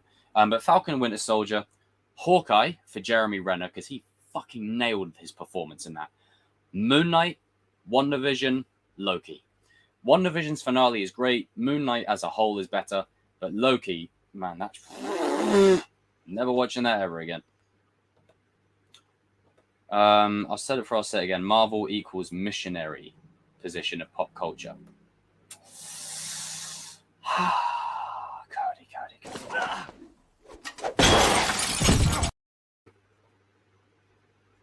Cody. No Way Home and Falcon Winter Soldier carry this phase. I agree. Not to promote, but I finished my script for... Yeah, how dare you promote? How dare you promote? You've chosen aggression. No, I'm joking. Oh, that's good. That's awesome. Keep chipping away at it. Awesome stuff, man. They're doing too much. It's too much shit being thrown at the wall, man. It's ridiculous. And with the way these VFX artists are being treated, stop putting out shit movies. Which of these three Spider-Men, Peter, Andrew, Tom, have the most tragedy? I'd say it's equal. You know, you could... Like, I know recency bias. People will say Tom, because he lost Iron Man. Then he lost Aunt May. He had lost Uncle Ben before that. He lost his parents. You know, he lost Ned and MJ and whatever. But you could make it like it's not about the quantity. It's about the quality. See?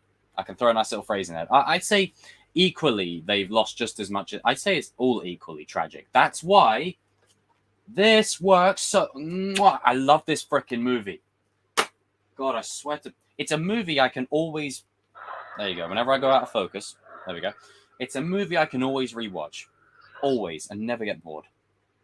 Unlike the rest of Phase 4, which is just a shit show. Henry Creel is the best Stranger Things villain. Well, he's not really... he's not really the villain of it, though, is he? Oh, right. Sorry. I'm stupid. I'm thinking of fucking Victor Creel. Sorry. That's my bad. Yeah, Henry Creel is the best. Yeah, I was thinking of Victor, not Wagner. Sorry. That's my fault. So even I get things wrong sometimes. Minions, Rise of Gru. Leo, you mean Toby, but...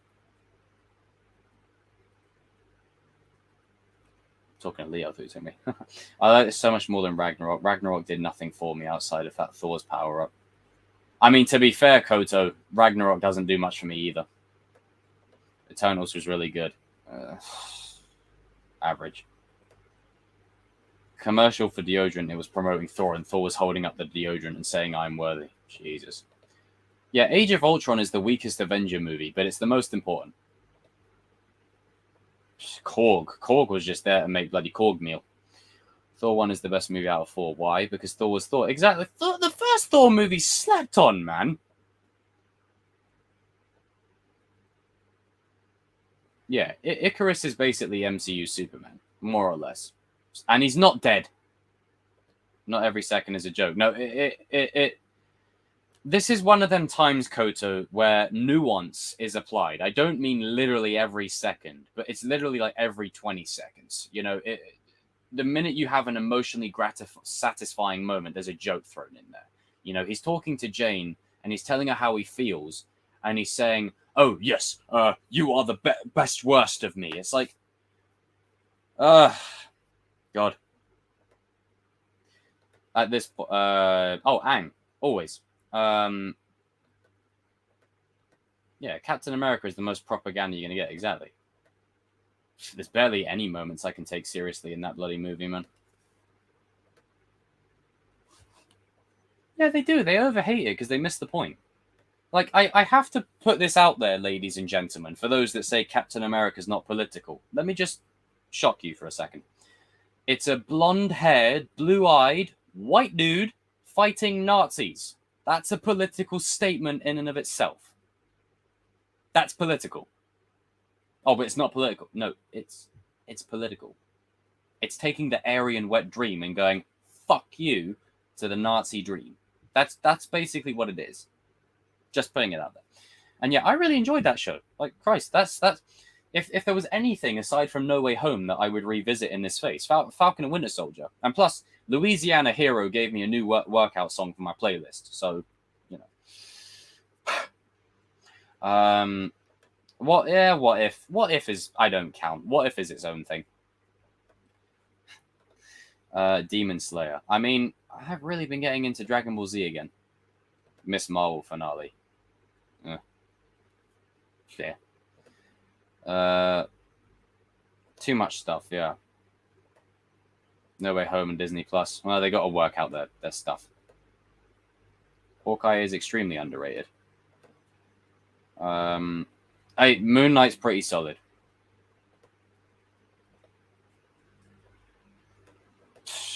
It depends on who's directing it and writing it. Do you think independent filmmakers are starting to rise up in popularity due to Hollywood doing all their current shenanigans with bad quality films? Thomas Jefferson, right? Can you... Right. Fuck off. We know. I get it. I'm trying to entertain people, not just you, okay? It's called Chosen Live, not Dermot Live, okay? I'm just putting it out there. Pay attention to me, Jacob! Love me! It's like, I'm the streamer, you're in the comment section. Know the difference. Just throwing it out there. Now, I rarely talk about my ego, but for what? Well, not rarely. But in this case, I'm gonna, yeah, back to the point. Yeah, I mean, the fact that someone did an edit of Kenobi and made it into a 2.5-hour film and made it a better thing than an actual multi-billion-dollar company speaks volumes, you know? Speaks volumes. Oh, dude, the moment when Isaiah Bradley sees his statue in the museum and then he embraces with Sam in a hug, oh, man. There was a tear that came down my face. And it speaks volumes how, black soldiers were treated in the war. That's a real thing. That's a real thing. And hell, even Top Gun Maverick addresses it in a subliminal sort of way. So, throwing it out there. Remember, it's not necessarily about the politics. It's about the writing, the way it's written. Top 5 Stranger Things characters. It's David Ramos! Speaking of football, I'm hoping that Sterling, Ake, Koulibaly are signed within the coming days, for Christ's sake. But yeah, so Steve's development he is the Daryl Dixon of the show. Like, his character was meant to die in season 1, and he ends up becoming the star of the freaking show. So Steve, Eddie is the man, dude. All right, so Steve, Eddie, Billy, Max, and Will was always my favorite of the kids. So I'm going to go Will. Dustin, close second. Like, everyone's cool, but I think those characters really stick out for me. Loki should have been a TNA. Exactly. Just be a TVA show. Why have you got a bloody bait and switch? I mean, well, they didn't really bait and switch. They could have just done another show on it. That's why the Russos are good. Exactly. If anyone's to do X-Men, it's got to be the Russos. Teddy Roosevelt. I know that's you, damn it. I ain't stupid. I wouldn't mind an Isaiah Bradley spin-off. Yeah, you don't really need it. But what you can do in Captain America 4, have a flashback to a younger Isaiah Bradley. Put that in there. There you go. Marvel, I'll expect my check in the mail, you know? Just saying. And also, for those that think I shill or whatever, it's like, hang on. Let me just get a bit of paper or something. Oh, let me just use my hat. So this comes from the House of Mouse. It's like, hey, Jacob, thanks for shilling like a villain. Let's do lunch. The executives over there. Such funny fuckers. Cash that check in later today. I loathe Thor: Love and Thunder. So let that sink in for everyone that thinks I'm a shill. And everyone that thinks I'm a hater. Like, No Way Home is one of my favorite movies of all time, not just superhero. Heard of Young Ripper's new comic book. Yeah, I'm going to be tempted to check that out because I'm going to start supporting bloody independent artists because I'm tired of this shit. Spider-Man 2002 the other day, my favorite scene was the Goblin Bridge fight. We are who we choose to be. Now choose. Love it. Stephen and Hopper, you're damn right. Your fave well, it depends. There's quite a lot of telekinetic characters in Marvel, dude. You've got like Professor X, Jean Grey, Emma Frost, Legion, Wanda.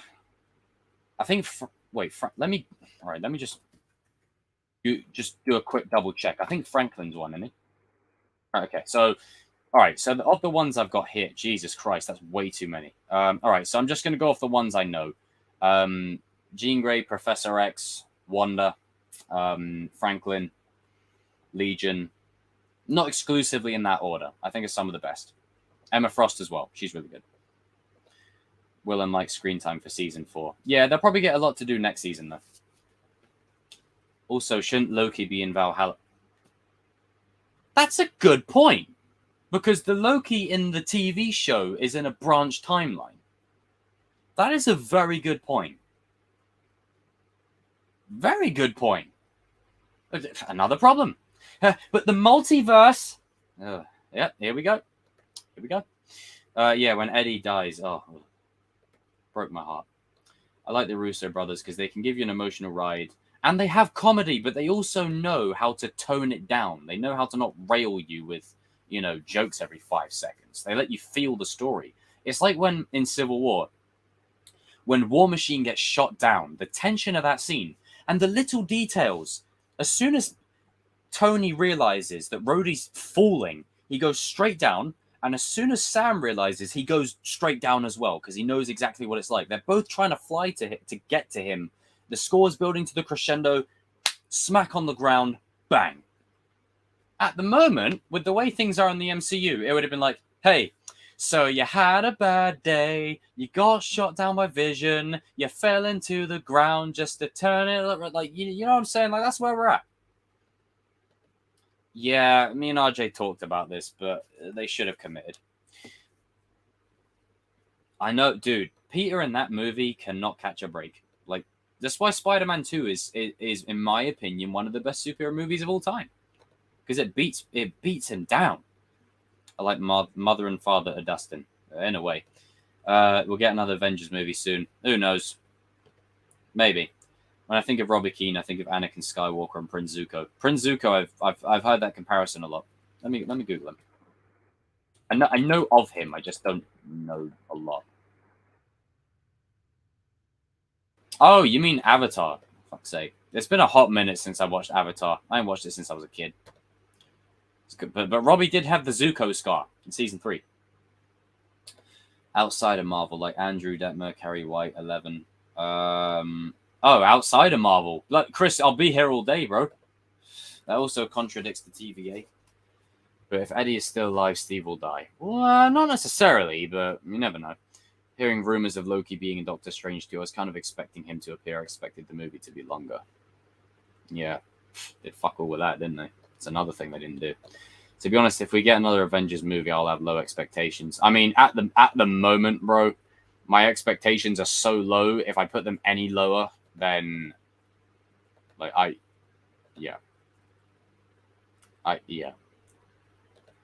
can't put them any lower. I really thought they could. Yeah, I know. I thought they were going to kill.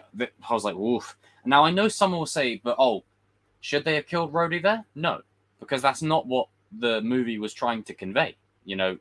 Could they have done it? Yeah, but it would have been unnecessary. Him being paralyzed was more than enough. The difference is with Max is you had to kind of do it. Come on, you had to do it. Yarrow. Steve Harrington is a character everyone expects to die, but the biggest shock will be he survived season 5. Yeah, I mean, he'll be the character that they tease, but they never kill. Yep. Stranger Things needs to stop introductions, new characters, just to kill them off. Exactly. It's annoying. I think Disney is probably going to make a new Star Wars movie. I was literally running away from making a smoking dope partner Goofy. Pass the suit, Mickey. Could you imagine bloody Goofy like being just like baked out of his skull? It was like, he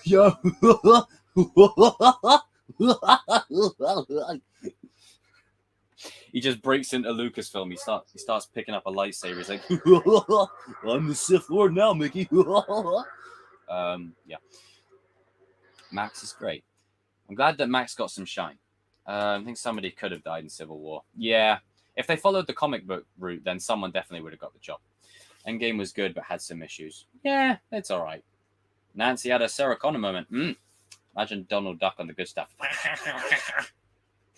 Imagine him on the bloody juice. Jesus Christ. Now that would be funny. Oh, man. So normally at the hour and a half mark, I usually tend to wrap this up. But... Oh, this is quite a hot take. Civil War comic is not good. Oh, you see, RJ, we might have to bring this up on the next Goat and Chosen we do, because it's actually one of my favorites. I think we got a lot to discuss. I think we got... we're fighting for this. Speaking of Civil War, it's like the Goat and the Chosen are about to have a Civil War. Oh no! So... Oh. No, stop. You don't... No. I can't. No. Give me a minute. Where is it? Where is my copy? Where is my copy of it? No, RJ, I refuse to accept this. No, I won't do it. Where's the lift? I can't find it. Okay, bollocks. I had it somewhere. I don't know where. I had it somewhere. Oh, RJ, me and you got a lot to chat about, brother. Oh, no. Oh, can't be letting you saying that blasphemy. Nope. No. Oh, no. Ah, here we go. Found it.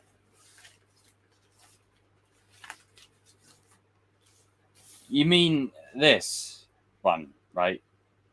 No, stop. Nah, not this.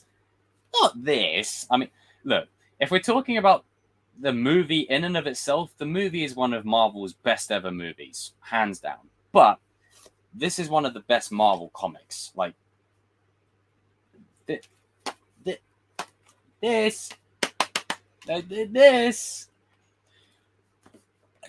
is blasphemy. No, I'm tempted to call you right now. This is not. Oh no, we're fighting for this. No, absolutely not. I need to find a line from this to use against you. Oh no. We oh no. Oh no. Everybody this way, nice and calm. You folks take your time and nobody's gonna get hurt. There you go. That's the line. Oh no. Oh no. Oh no. I feel like with Cobra Kai they know when to put in the comedy. Yep, I agree. My man's so cool. I'm not calling you up. I'm calling him. Hey, I'm calling this man.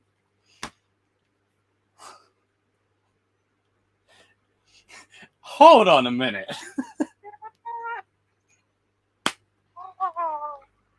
No, stop it. No. You're trolling me, right? No, I'm not. No. Nah, come on. Nah. Seriously. The comic sucks.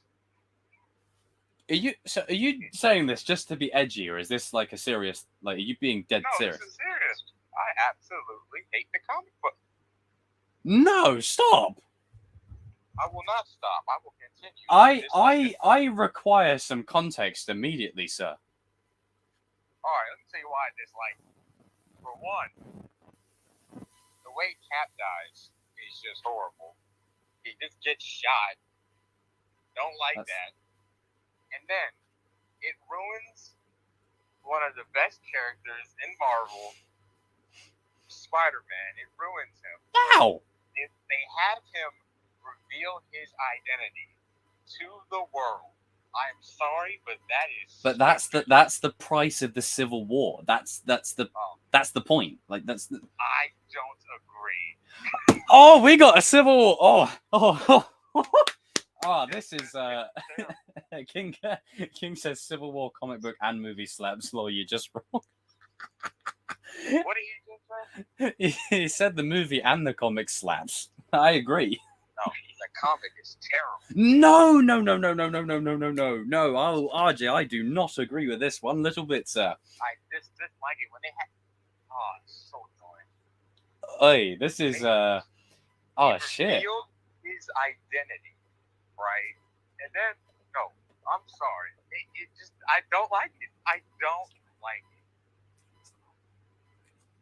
it. And then he has to go. I'm sorry. And then you have the worst Spider-Man comic to follow afterwards, and that is hold on, no, I don't care about that. Like, I don't care about that. We're talking about Civil War here. Like, we're not worried. We're not. The Civil War comic. We're not worried about that. We're talking about Civil War. Good, Jacob. It's not. You stop. I have never been so offended in my life. Good.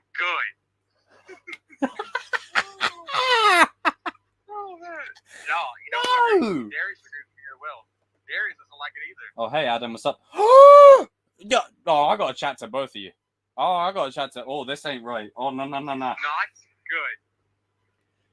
Well, what do you like about it? I do like that it's like the conflict between Captain Iron Man. There you go. I rest my case. Thank you. Case closed. Bye-bye. But the movie is much better. I'm sorry. The movie is. I understand the movie is based on the comic storyline, but it's only loosely. So much better. It's only loosely. Hold on. It's only loosely connected to the comic book storyline. It's more of its own thing. You know, the comic book storyline is way bigger in terms of scope. Still sucks. Bruh. And then the way Cap dies in that. Oh, dude. All right. Okay. You know what? Like, this ain't going no. This is going to be one of them debates that requires another Robbie Kenny situation. But what we're gonna. It's like It Chapter 2 when they were giving Bill about giving him shit about his ending to his movies. We need an ending. Well, the books suck. The books comic. No! Oh no! Oh no! Hold. Terrible. Stop the press. How dare you? How dare you have Spider-Man reveal his identity to the world? No, that is not how it works. So him revealing it in Far From Home is good, yeah? He didn't know. He got outed. No. You don't get to move the goalposts. No. Hold on. You don't get to make that comparison. Yes, I do, because the script still had it happen. No. The story still had it happen. No. First off, Far From Home, he got outed. Mysterio was Mysterio and out of his identity. This one right here, this book, this blasphemy of a comic book, he literally goes out, gets convinced by Iron Man, reveal your identity. He does it. He's like, yeah. So like things like Goliath's funeral and shit, that doesn't hit you, like none of that, none of the conflict between the characters. No. It's alright, but it's not good. I just don't like it. Fuck me. It just seemed like they were just doing that just to be edgy. Like no.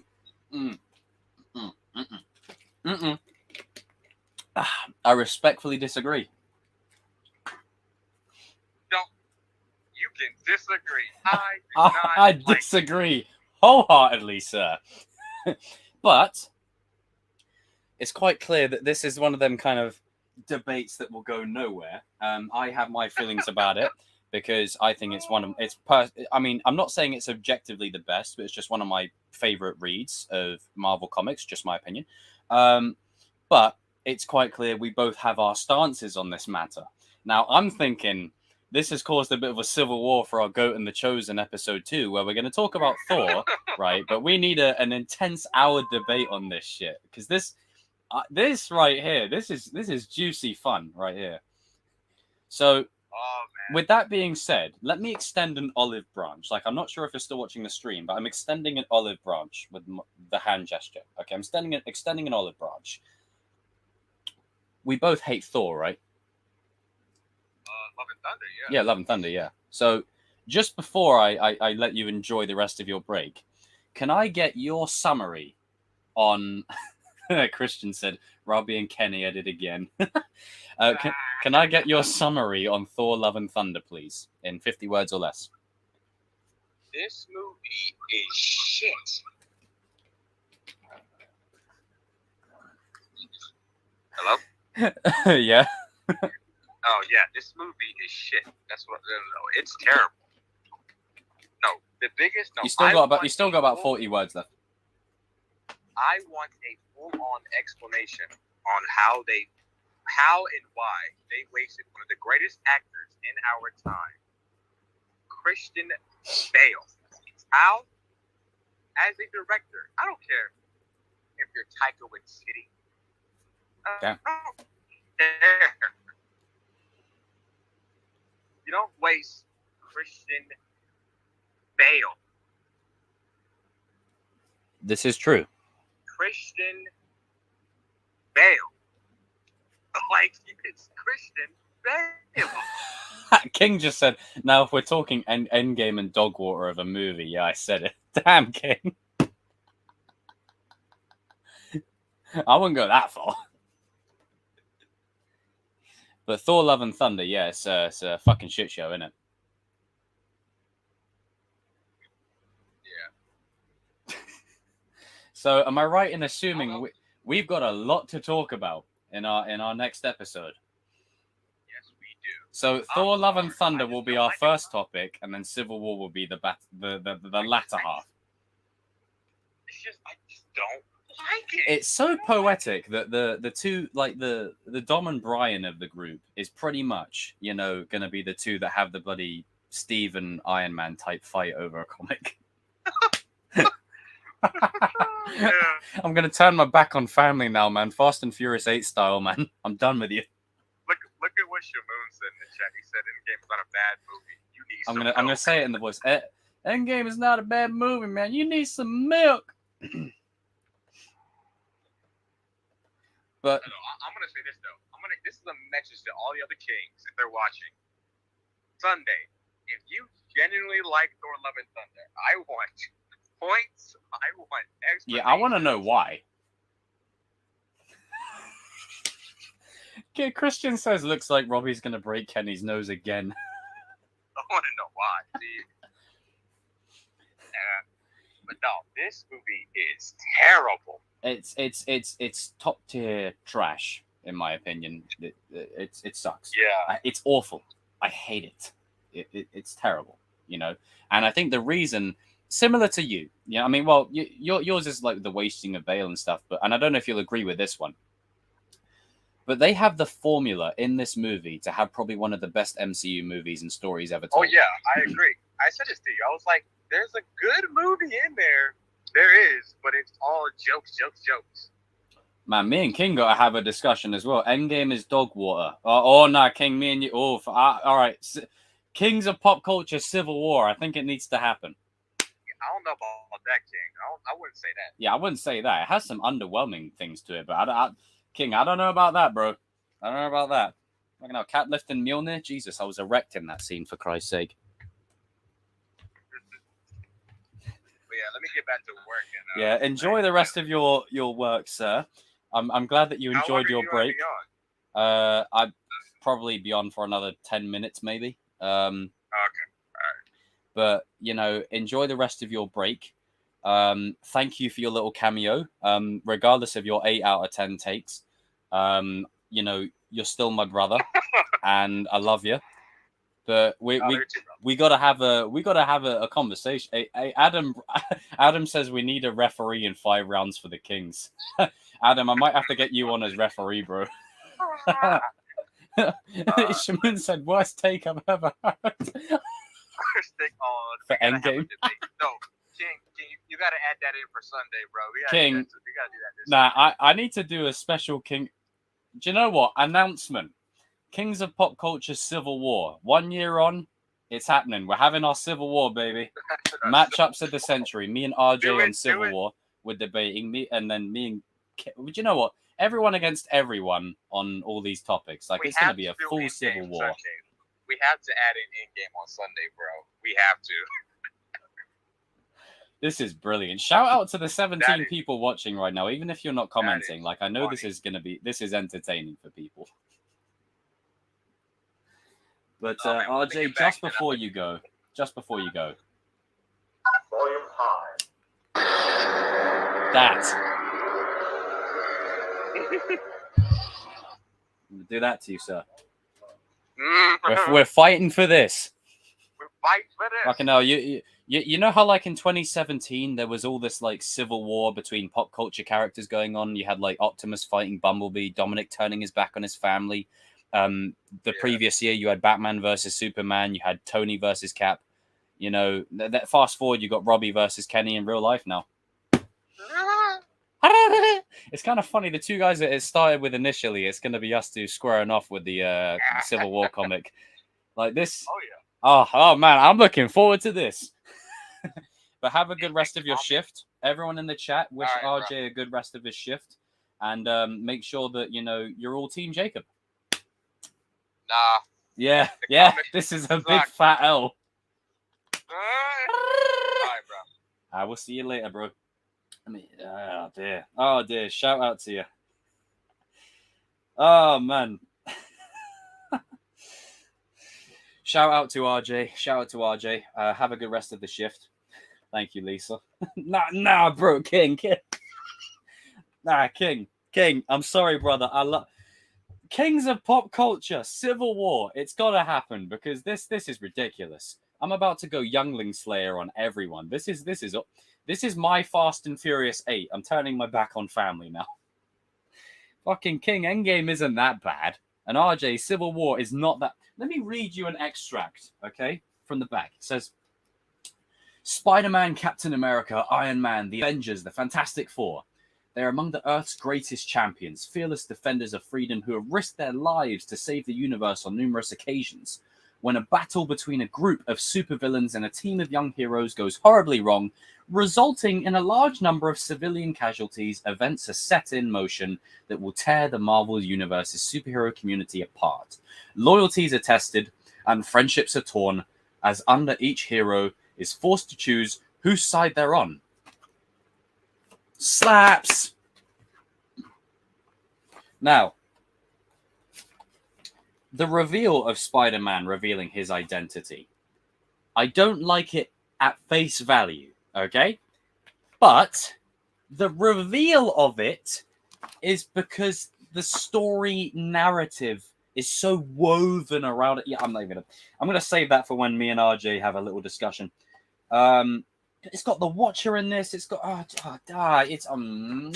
love this one. Even better still. Any Star Wars comic readers, this one's pretty good. Let me find a page in this, which fully encapsulates a nice little duel. Where is it? 1 second. Here we go. If you want to learn more about the Grand Inquisitor and Darth Vader, this comic right here. It's really good. I'm not really a huge comic reader like that, but it is pretty freaking solid. Let me find the image of... There's artwork in... Oh, look at that. Look at that right there. Vader's helmet like smashed into. Look at that. Let me find it. That's it. That's what I wanted to find. Look at that. Look at that right there. Cold. I could do a Photoshop thumbnail of the King's faces on Marvel heroes. But make sure like me and RJ are like opposite each other. King's got to be War Machine. That's set in stone. King's Pop Culture. One scene does not make a good movie. King, bro, I gotta chat to you. I don't. You're all doing some madness tonight. Who's gonna be capping? Who's gonna? This is ridiculous. Like this is not the way. This is not the way. And by the way, Kings, I can't message the group at the minute. There seems to be a problem on Instagram's end for some reason. Let me just check it out.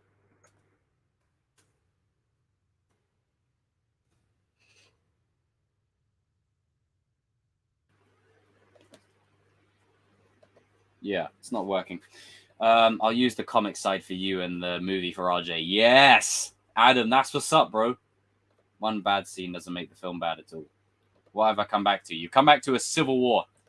Civil War was not good. The Winter Soldier was better. Civil War was good. Winter Soldier is as good, if not better.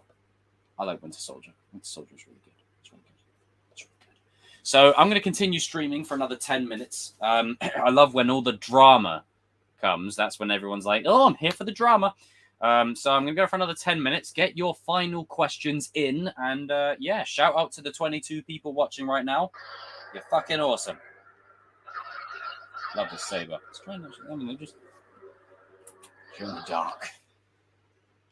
I'm a Sith Lord. I'm gonna get your final questions in, people.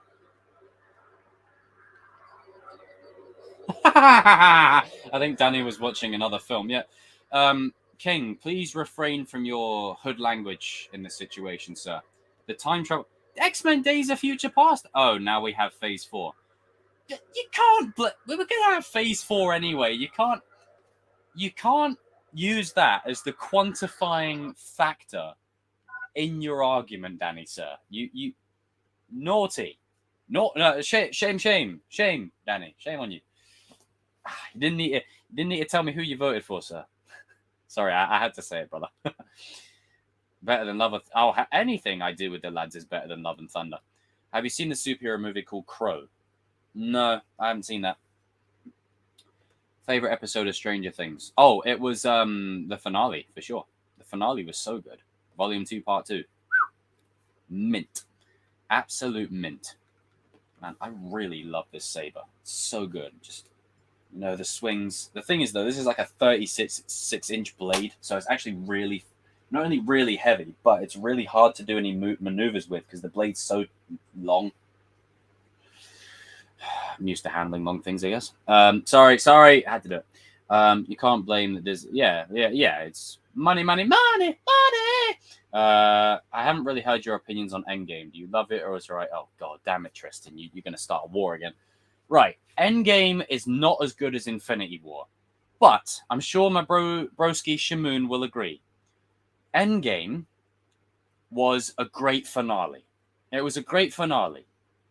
It's not a better movie than Infinity War, but it's a great finale, in my opinion. Yes, there's a few misbeats here and there, but overall, I think the movie is really solid. I think Endgame, when it came out, it was overhyped. Everyone was loving it so much, and now it's a cool thing to hate it. Like, I'm not a fan of this. I'm not a fan of this. I'm really not. Let me just change to green. I'm going to go to Jedi Consular. There we go. I'm not a fan of it. No, shame, people. Oh, I would have, of course. Well, I don't know about directing, but writing, yeah. I'm joking, Tristan. But yeah, I'm very mixed on it.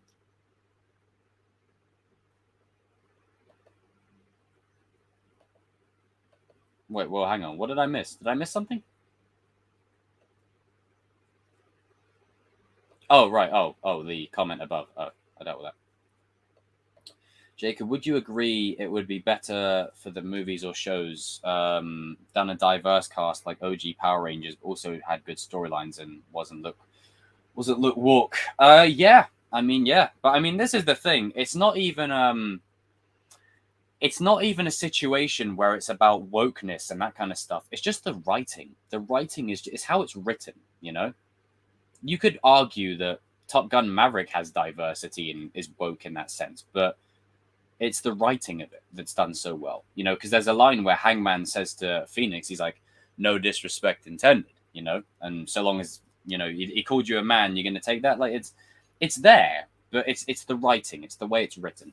That's what I think's preferable. But man, so I've got some food for thought going forward. Chosen, Thor, Love and Thunder still arse. But, these takes about Civil War's comic and Endgame, man, I've got a headache.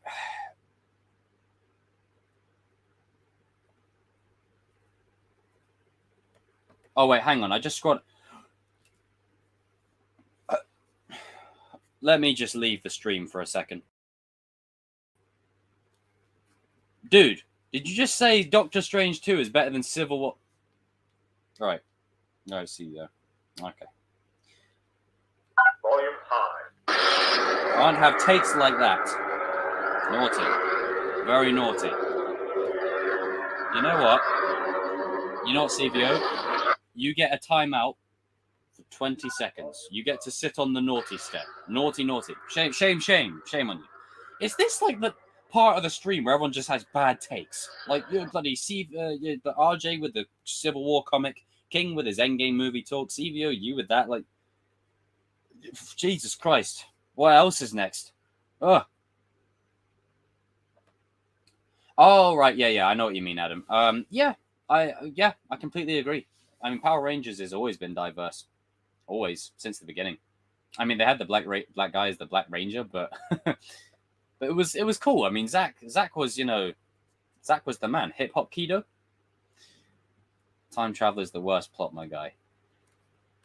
But I'm gonna put this to you, Danny. The way Infinity War ended, how would you have written it?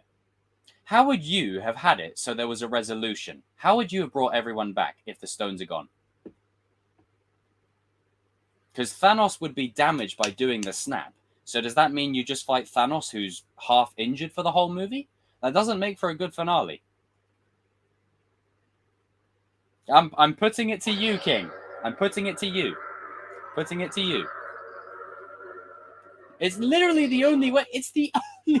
He's back. It's literally the only way they can undo it. They have no other. Because the thing is, yes, current timeline Thanos has the stones at the beginning of Endgame. True. But he's injured. Does that mean you just fight an injured Thanos for the whole movie? No. No. That doesn't make for a good story. Danny, I'm on you. I'm watching you. Yeah, we don't talk about that. King's Endgame, who would be the Thanos? Oh, me, because with all these takes, I'm about to snap half of the Kings out of existence. Called Avenger War. How are they supposed to get the stones? Donna Noble. Abbas! Good comment. Donna Noble had the most heartbreaking exit of all of Doctor Who. Any Doctor Who companion, because she basically died, more or less. All the good memories, all the great times that she had with the Doctor, gone from her memory. That shit was fucking heartbreaking, man. I remember watching that as a kid. I was crying my eyes out. Thank you, Abbas. I'm glad that someone brought up a Doctor Who comment. I like that. I'm looking forward to the 60th special. You can not like the way they did Time Travel, but you can't hate Time Travel. Come back in the future. Yeah, like how else are they gonna get the stones back? Like, how else are they gonna do it? Like, there's no other way. What? Oh yeah. Oh, deflection, sir. Doctor Strange 2 had better. I mean, at least you have reasons. CVO, this right here, this is not the way. This is not the way at all. But stop the cat. You know, CVO. I'm sorry, brother, but you unfortunately for that you must be timed out. I need to time you out for that take. No, I'm joking. I'm not going to do that.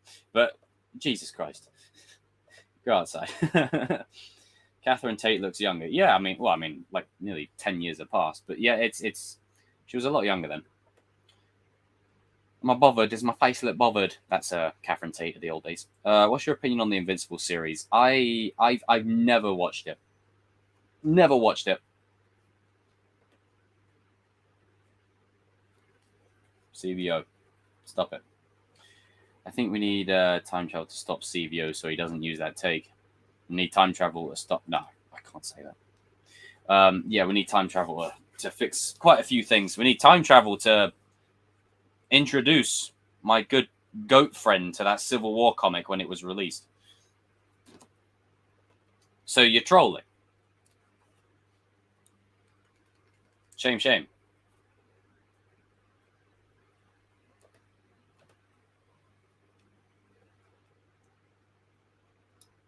Oh, Danny, I know, bro. I'm just pulling your chain, man. I know. I know you have your reasons, but there's still legitimately no tangible way you can bring everyone back without time travel. There's still literally no way, unless you fight an injured Thanos for the whole movie. That doesn't make for a good finale. Like, it's eh. I mean, maybe they could have written it into where there was no consequences of him using the gauntlet, but then I don't know. I feel like you take away something with that. I need to watch it. I do need to watch it. Yeah, King, we got it. Thor Dark World, top 5 MCU. Well, I won't go that far. Slow down. Hold on, I won't go that far. But shout out to the 20 people watching right now. I know there's a lot of silent watchers right now watching. Shout out to you. I hope you've enjoyed all the comedy that's been on display. Everyone that's been active in the chat, really appreciate you. Still waiting on that oatmeal explanation video. It's a lot to explain. Matt Smith is Harvey Dent. Well, at least he'll be used, unlike Morbius. It's that good old UK sarcastic sense of humor at play. Oh, you know. Hot take, Flash lightsaber fight is better than Doctor Strange 2.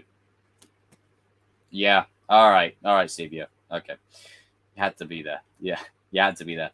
The consequences of time travel. Oh, right. The consequences. Okay, now that I agree with. The consequences were all over the place. At least X-Men Days of Future Past, they actually had consequences where if they fuck up, this is it. Like, they're dead, So I see what you mean. That's better. That's better. I thought you meant the initial act of the time travel, but now I know that you mean the consequences of time travel. That's more... Yeah. Demi, what's up, brother? How are you, man? And everyone raise a toast to my boy Demi in the chat for graduating. Everyone raise a toast to Demi in the chat. I was actually just about to end. Everyone always comes in when I'm about to end the stream. Oh, Christian. I know. Yeah, every 5 seconds. Don't worry, CVO. You got like a season left and then it's cancelled. About time. But yes. Yes. Or Shrek. I can imagine you saying that in your voice as well, Chris. But I'm right back at you, Demi. You're the man, dog.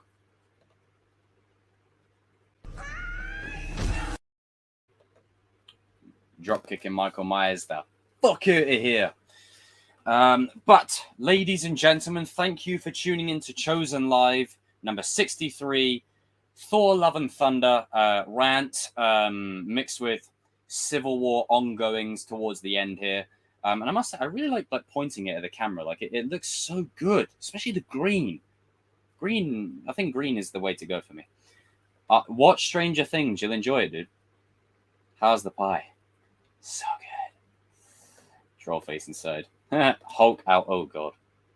Jesus. Hulk out! Damn. Fucking cringe.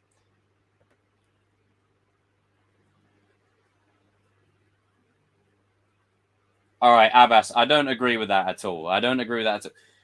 David Tennant's regeneration was heartbreaking because David Tennant didn't want to go. And because you got to think, Doctor Who was at its peak when David Tennant was there. So it was like the moment no one wanted to happen, but we all knew was coming. That's why it was heartbreaking. He says, I don't want to go because David Tennant literally doesn't want to go and we don't want him to go. Wasn't whining about not having... He's basically saying that if I die, I'm going to be forgotten and some guy comes in and that's the end of it. There's a great story there. No, you got that wrong, sir. But Matt Smith had a great one. I think Peter Capaldi's one was pretty good. Jodie Whittaker's, I'm sure, will be great. Where did you get the lightsaber? Padawan Outpost. This is the Shard. Also, he was Scottish. Yes, he was. David Tennant's a Scottish geezer. Seen him in person. He is tall. Hey, Juice. What's up, brother? Okay, I got it. Don't worry. I just need to instill the nuance. But, ladies and gentlemen, I will see you all in another stream soon. Next Chosen Live I'll be doing, I'm not too sure. Should be soon. But this has been a fun stream. This has been a very, very fun stream. Lots of laughs, especially towards the end there. I mean, hey, this is what I do, I entertain you with myself, and then, I call up people to bring in little cameos. It works. But Lisa, Abbas, Adam, Juice, Army, Christian, CVO, Tristan, Dominic. Lost my train of thought. All Valley, Cobra Kai Wild. I think I've got everyone. Or everyone that's commented. Lisa, King. Who else? I think I've got everyone. I need to try and find one for Shamoon.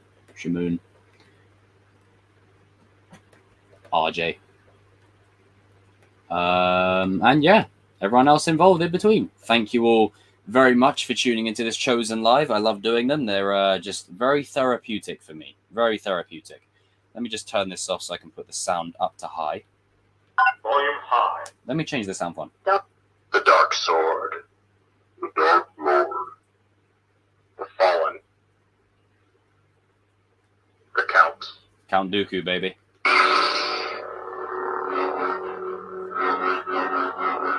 Oh, I love it.